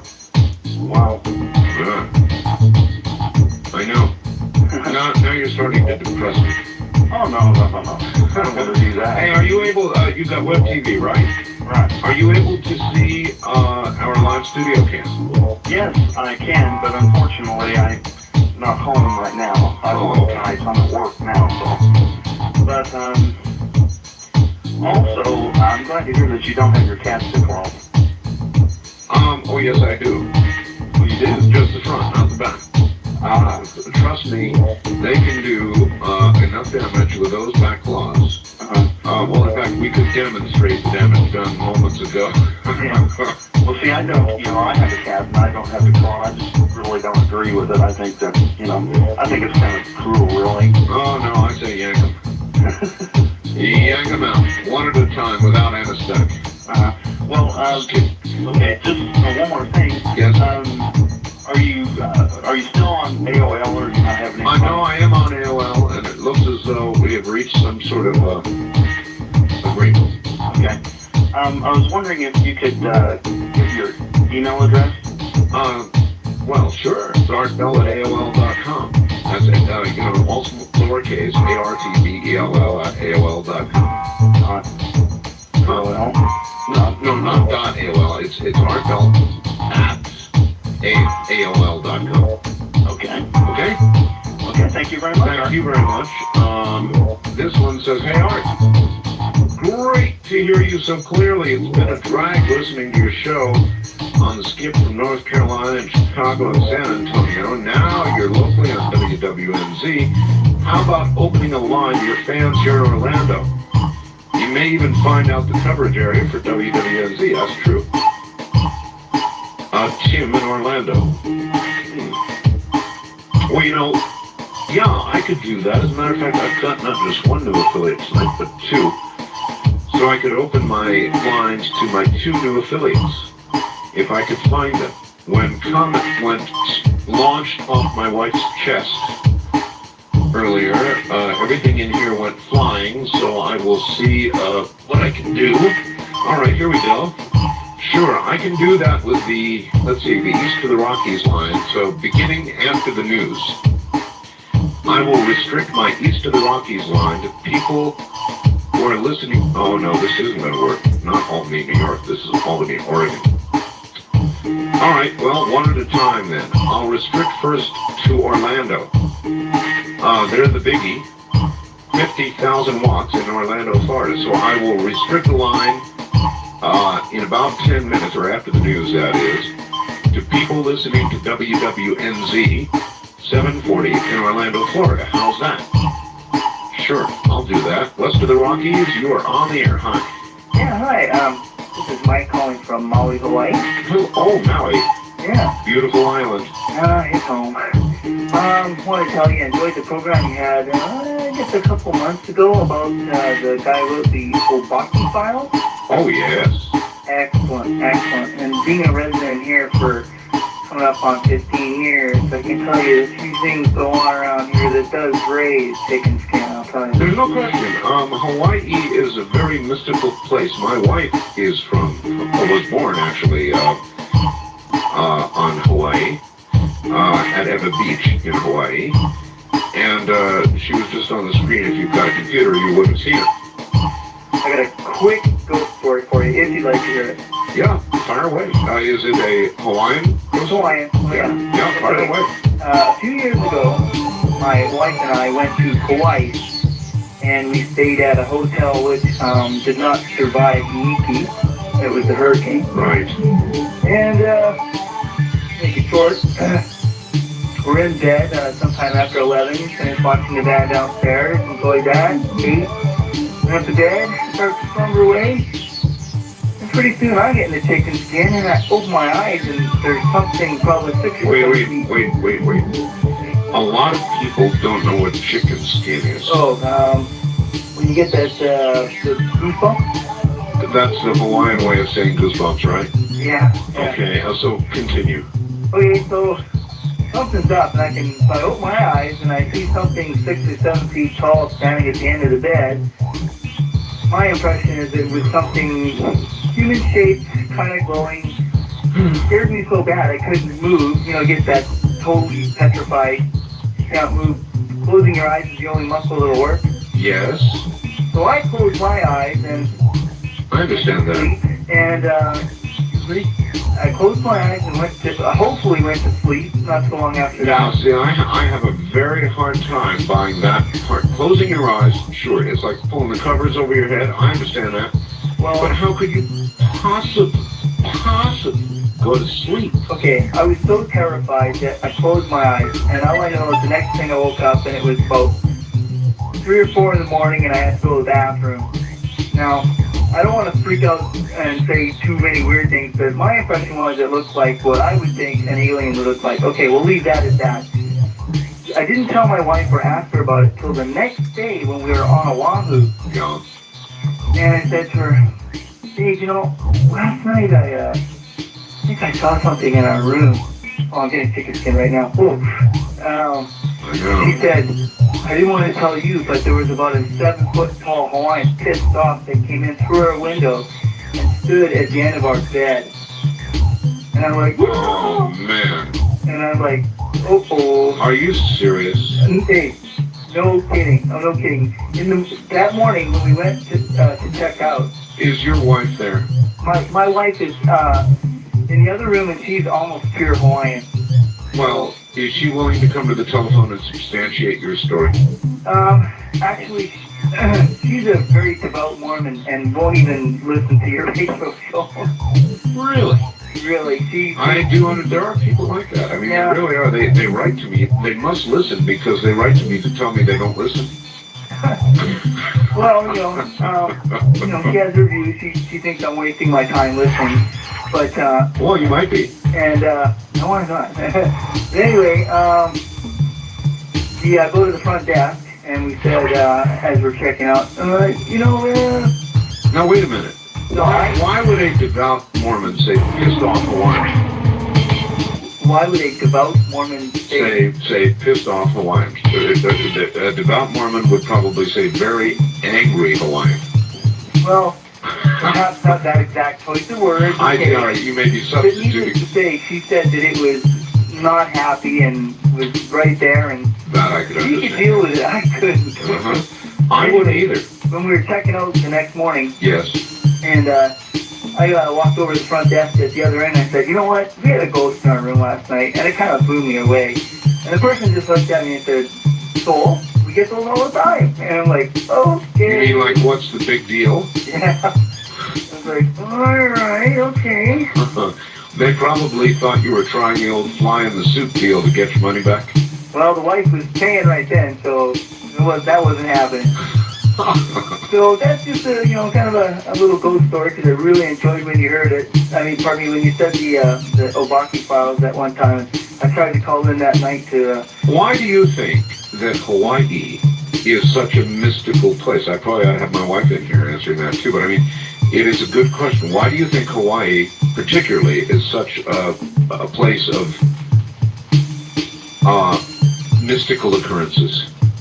Well,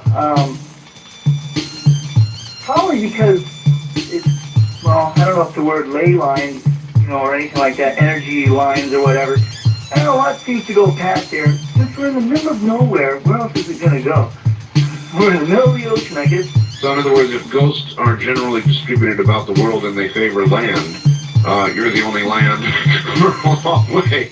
Well, I don't know how much fun a human being goes to have, floating around up there in the water, no other human contact. I guess maybe cruise boats, they can go freak out. A few dolphins to haunt, not much else. Oh, dolphins probably just laugh and go, here he is. They probably do. All right, well, hey, I really appreciate that. And how's Maui? Its usual paradise self? Well, the old bumper sticker about Maui. And real fast, for all of those across America, this is the Birdman of Maui. All right. Thank you, and we will be back. You're listening to Art Bell, Somewhere in Time. Tonight featuring a replay of Coast to Coast AM from June 3rd, 1997.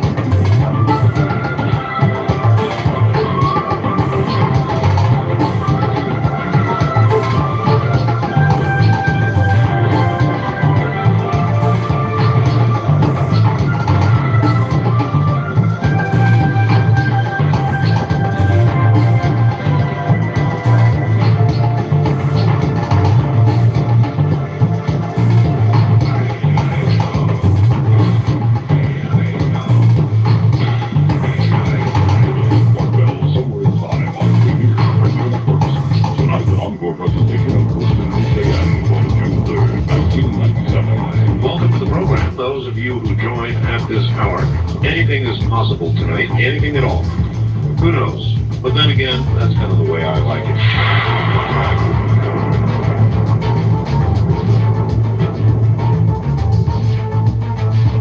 You're listening to Art Bell, Somewhere in Time on Premier Radio Networks.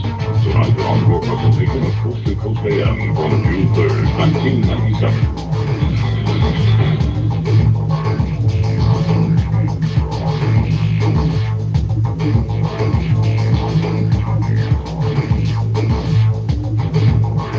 This may explain a lot. WWNC 740 Orlando is the sister station of WHNC AM 570 in Tampa. Aha! 740, 570. Boy, they do sound similar. No wonder there's so much confusion. Okay. Thank you very much. That clears that up for me. They do have similar, very similar call signs. Wildcard Line, you're on the air. Good morning. Good morning, guys. Hi. Yeah, my name is Walter from Mountain here, Washington. Yes, Walter. Yeah, I was calling to say, this might sound, I don't know if you call it a witch or not, but I seriously believe I channel the Holy Spirit. Well, no, that's not witchcraft. Oh, okay. Channeling the Holy Spirit. First of all, the Holy Spirit, I wouldn't think would be channeled. The Holy Spirit, if it wanted to be heard, wouldn't need to be channeled. Yeah, that's the thing we can all do. Secondly, I don't buy this channeling thing.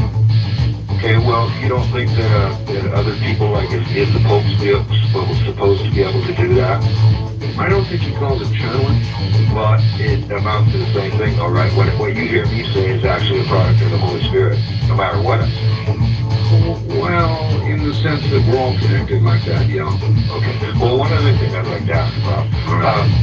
If I posed this question in talk shows up here, if we were, say the spaceships did land here and gave us real super conveniences, free energy and this and that, well, we'd all be free. We'd all have free energy. We could grow our own food.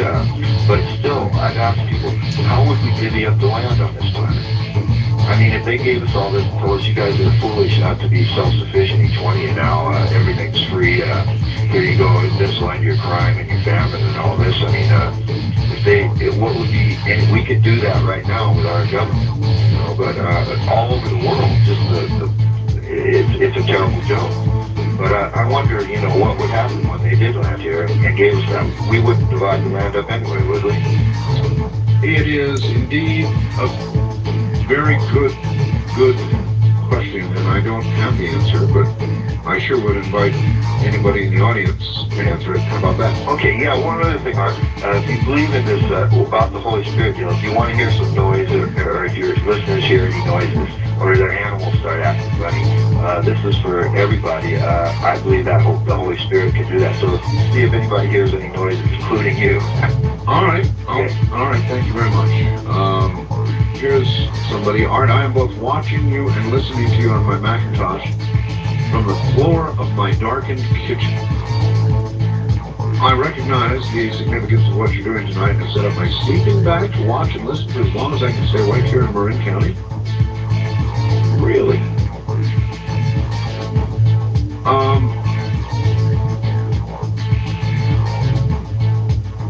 I have a full mailbox on AOL right now. Yeah, I bet I do. Sorry about that, folks. I'll try and get it cleared out. There are hundreds of messages in there. What I did was ask for a response to our cam, and it just went absolutely, the response was much larger than I thought it was going to be. And so I don't know how the hell I'm going to get through it. Anyway, I've been trying, every time I hold up a copy of my book, I'm doing it again here, everybody rushes over to get a look at it and it freezes. So I've been holding it up a couple of times. I've been getting a lot of messages saying, well, it's freezing. Every time you say that, everybody runs over there and it freezes. You know, when so many people are jumping on the server at once. What you can do is go to www.artfell.com, which is my website, and you'll see the live studio cam thing there, and you punch that up and you'll see a photograph of me probably doing something, hopefully nothing terrible.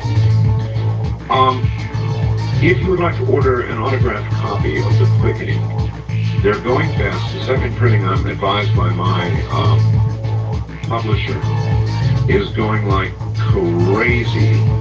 And so if you want a copy, you should try and get through. The autograph copies are only going to be for a little while longer. It's kind of good in a way that I get a break between printings, because that's a lot of signing. You know, that's a lot of signing. So if you want an autographed copy, I'm trying to provide them, but that day is going to end. East of the Rockies, you're on the air. Hello. Hi, this is Mike in Leesburg, Florida. I'm just about 30 miles north, and I heard the new station. Oh, you did, huh? I got it on 2 stations now. You have it there in Leesburg. Yes, at WQBQ 1410. And the new one, which I believe is, what, 1050? WWNZ 740. 740? Well, then I've got 3. Well, that's cool. I don't know if anybody called this in, but this is in just outside of Orlando, but in Orange County, which is the same county that Orlando's in. I think we have a ghost sucker over here. The Chupacabra. Yeah. The Chupacabra. It was in the paper 2 days ago. You're kidding. No, not at all. In Ocoee, Florida, there were 3 horses mauled, 1 killed. Uh-huh. They're trying to say it was either a bear or a cougar, and they can't figure out what it was. Well, that's what they always say. Exactly, but they can't. They said that none of the things that had happened match up with either one. Well, it came up. One of them look. Were there any marks on the necks of the animals? Exactly. That's what I was about to say. Oh, that's bad. Very bad. Very bad. About a 4-inch deep wound on the neck of one from the front underneath, and then the other 2 are expected to survive. Were attacked from the neck to the belly. Wow. Wow, I say again.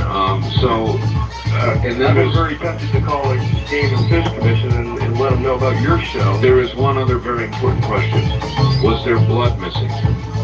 They were pretty much drained. Drained of blood?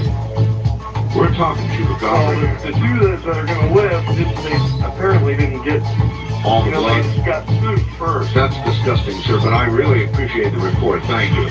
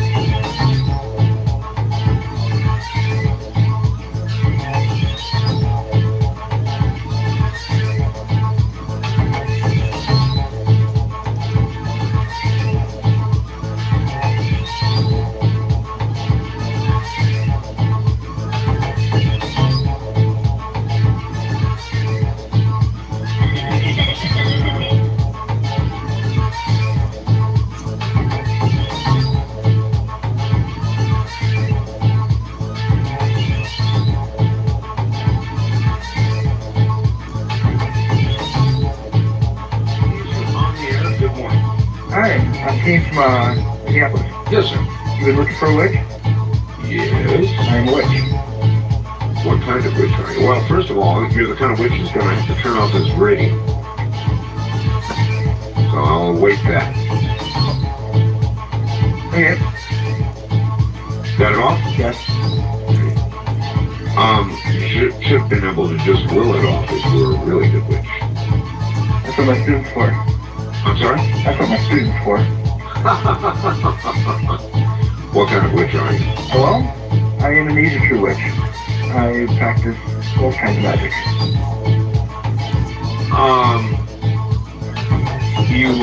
You're an AC/DC witch. In other words, you practice white and black magic? Yep, I'm a gray. A gray? You're a gray? Yep. Well, I've never talked to anybody of your particular persuasion before. How much onto the dark side? I mean, I hear all the time about the light side. How much on the dark side do you tread? Well, I tread where, depends on what you mean by that. Like, how much you want to know about it, or... Well, let's hear. I don't want to put words in your mouth, so you tell me. I asked you about the dark side. What have you got to say? Well, there's many kinds of dark side. There's chaos. Yes. There's just general blackness, pure evil. Pure evil. Working with the darker deities. Let me try this question. What could you do to a person if you wanted to? Well, that can go from being sick to beyond that. It can give them bad luck. It can make them do things that they don't want to do. That they will normally not do. It is said that if you do this to a person, this will come back at you at, threefold or whatever. Sometimes, depends upon the circumstances. So there are ways to do it without it coming back on you. Right. A lot of people would take issue with that. They would say, no, it's a karmic law of nature. And if you dispense some sort of evil something upon somebody, as an absolute law of nature, it will come back to you. Yes, but what happens if that person doesn't do to you first? Like, say, someone breaks into your home, kills a family member. Then you retaliate. The universe might just turn the back on it and says, it happened, yeah, but... In other words, the universe, or karmically, it would be regarded as justice. Yep. Eye for an eye. Eye for an eye. That's an interesting view. I never heard it expressed that way with regard to witchcraft. Huh. How long have you been doing this? Oh, for about 5 years. Does it scare you? Not really, not anymore. At first it did. Do you control it, or has it ever controlled you? Actually, it never controls you. You never master it either. Well, doesn't that leave you in, excuse the pun, sort of a gray area? Yeah. Oh boy. But we also work with like the lands and the fairies and the elementals. Elementals? Yes. What is an elemental? Like the element is the south or fire, wind to the east, water to the west, and mountains to the north. Of course, down in Las Vegas, it's going to be mountains all around. There are mountains all about, yes. What would that mean? Nothing. It's just, like you got the mountains all around, you got more of a focal point. That's a few times I've been down there. So, what does that mean? That Las Vegas would be an easier... I'm sorry? It's just kind of a town that just gives you the shivers at times. Yes, it does that. All right, thank you very much for the call. A male witch, wow. The elementals, huh? And even a witch is given the shivers by Las Vegas, eh? West of the Rockies, you're on the air. Good morning. Yes, this is Samantha with KCLD from Mexico, but I'm in Arizona. And your name is Samantha? Mm-hmm. Are you a witch? No. With a name like that, you ought to be, darn it. No, I'm calling in because of Chupacabra. Nice thing over there in Florida. Yes, that sounded actually fairly serious. Yeah, my husband, in May, the first of May, was accidentally just put the channel on the Planstar to the channel Easy Film. Yes. Mexican channel. Yeah, oh yes. I don't know. There was a little story about that the University of Mexico caught one. And they did their studies and they caught it for the last 6 months. And I was wondering if anyone else has heard about this. The University of New Mexico? In Mexico. Of Mexico. Not New Mexico, but Mexico. Yeah, Mexico. Oh. And he heard it and he called me and I said, I don't understand Spanish. And he was all Well, now wait a minute. Now I hear a little bit of an accent there, Spanish accent. Well, I've lived in this town forever. It's highly Mexican. So, in other words, you picked up an accent without picking up Spanish. Well, I know the bad words. You know the words? Oh, Samantha. Do you know any good words? No, don't say them because I don't know any words and I wouldn't know the difference, and it could be that you would say a bad word. No. But actually, you do have an accent. That's very interesting, and it's just from being so close to so many, huh? Yeah, I grew up here. Let me hear you say chupacabra. Chupacabra. Oh, you got it down. I'll tell you something. The people of Mexico, we can sit up here and chuckle about it, but they don't laugh down there.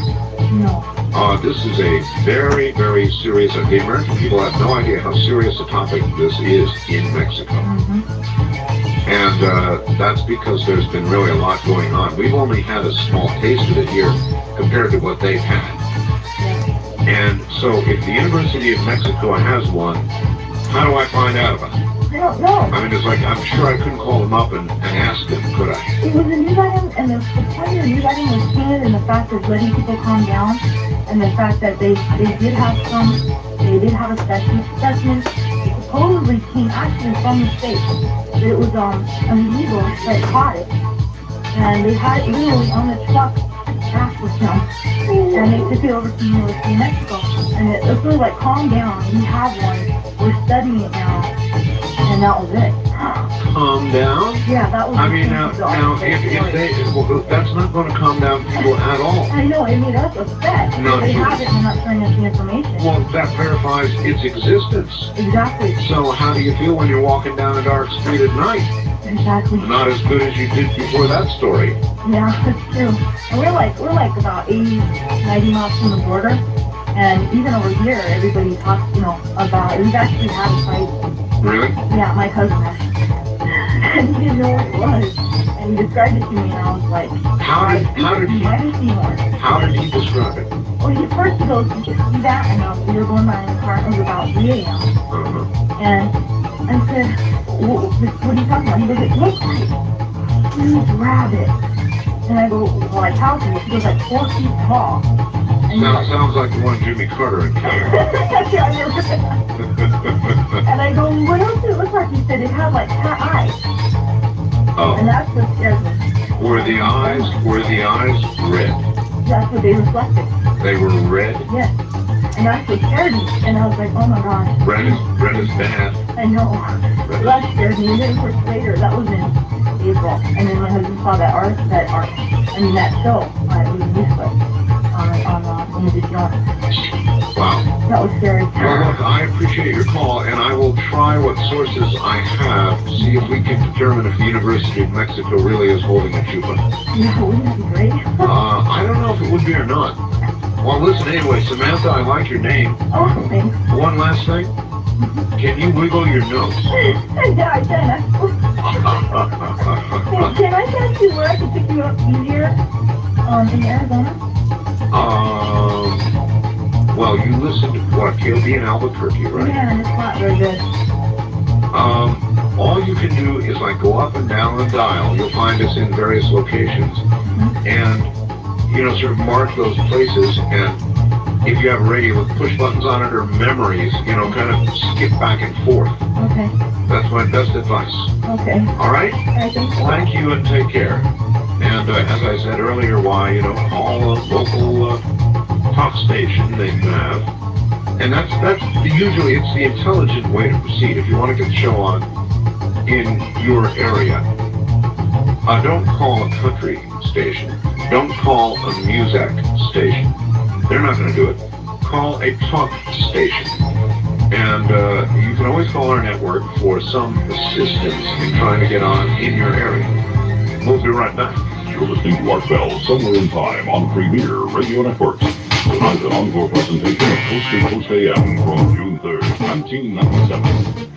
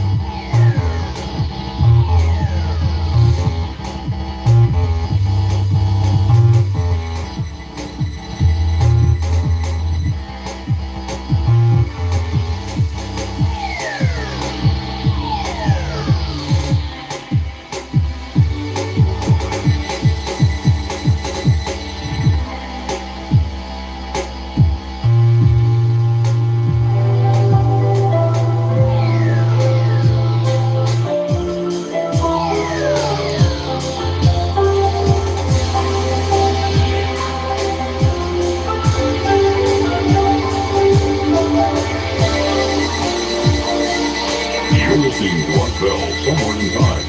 Tonight featuring a replay of Coast to Coast AM from June 3rd, 1997. Again, I guess I better say, because they're beginning to, I guess we're coming toward the end of the second printing. We're roaring through it, so if you guys want an autographed copy of my book, you better get on it. It is The Quickening. And by the way, it is absolutely real. There's never been a more relevant book, in my opinion, written about what's going on around us and to us, where it's going, than this. It's actually titled The Quickening, Today's Trends, Tomorrow's World. West of the Rockies, you are on the air. Good morning. Art Bell, this is John in Hawaii. Hi, John. I heard about HARP a while back. Yes. Changing the weather. Yes. Are they still playing that thing? Making all this bad weather happen? Well, look, first of all, nobody knows for sure if it's causing bad weather. There are people who believe that the HARP project in Alaska, which is still going on, yes, is affecting the weather. I don't know if I believe that or not. I don't know if they've reached power levels that could begin affecting the weather. I just don't know. But in answer to your question, yes, the HARP project is continuing. And if you put that together with some of the images shown by CNN yesterday with regard to the El Nino forming out in the Pacific, it's pretty freaky. Yeah, I think if they don't know what they're doing quite right, or they're targeting things on purpose, make more work for us, or what they're doing up there. Well, I don't know. I'm going to be honest with you. I don't know that HARP is having any effect on the weather at all. I can't say that I know that.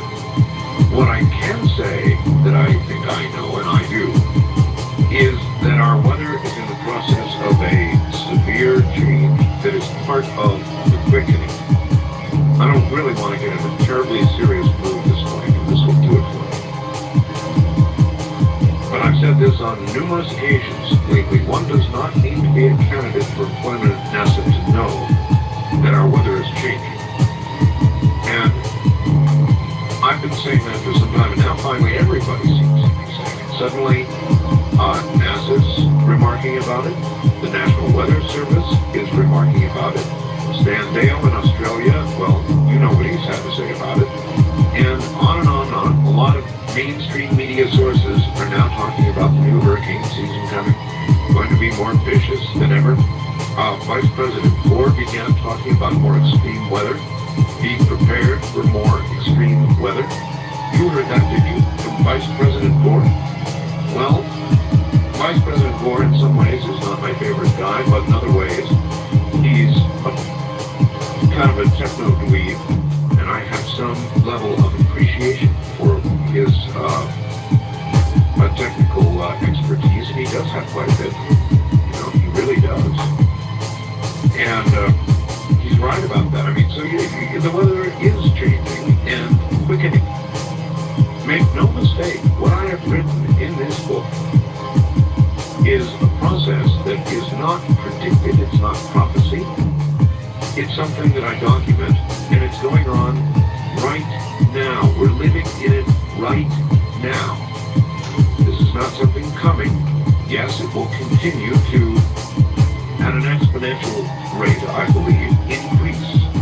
But make no mistake about it, the process has already begun.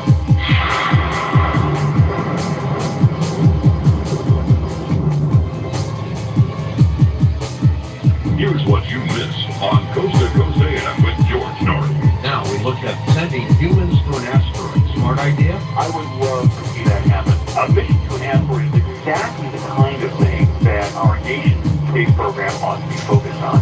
Really pushing the envelope and really showing us what's feasible and possible to do. What better target than leaving the Earth moon system behind completely and venturing off to a new little world that we've never been to before and getting ready for that long mission to Mars. Now we take you back to the night of June 3rd, 1997, on Art Bell, somewhere in time.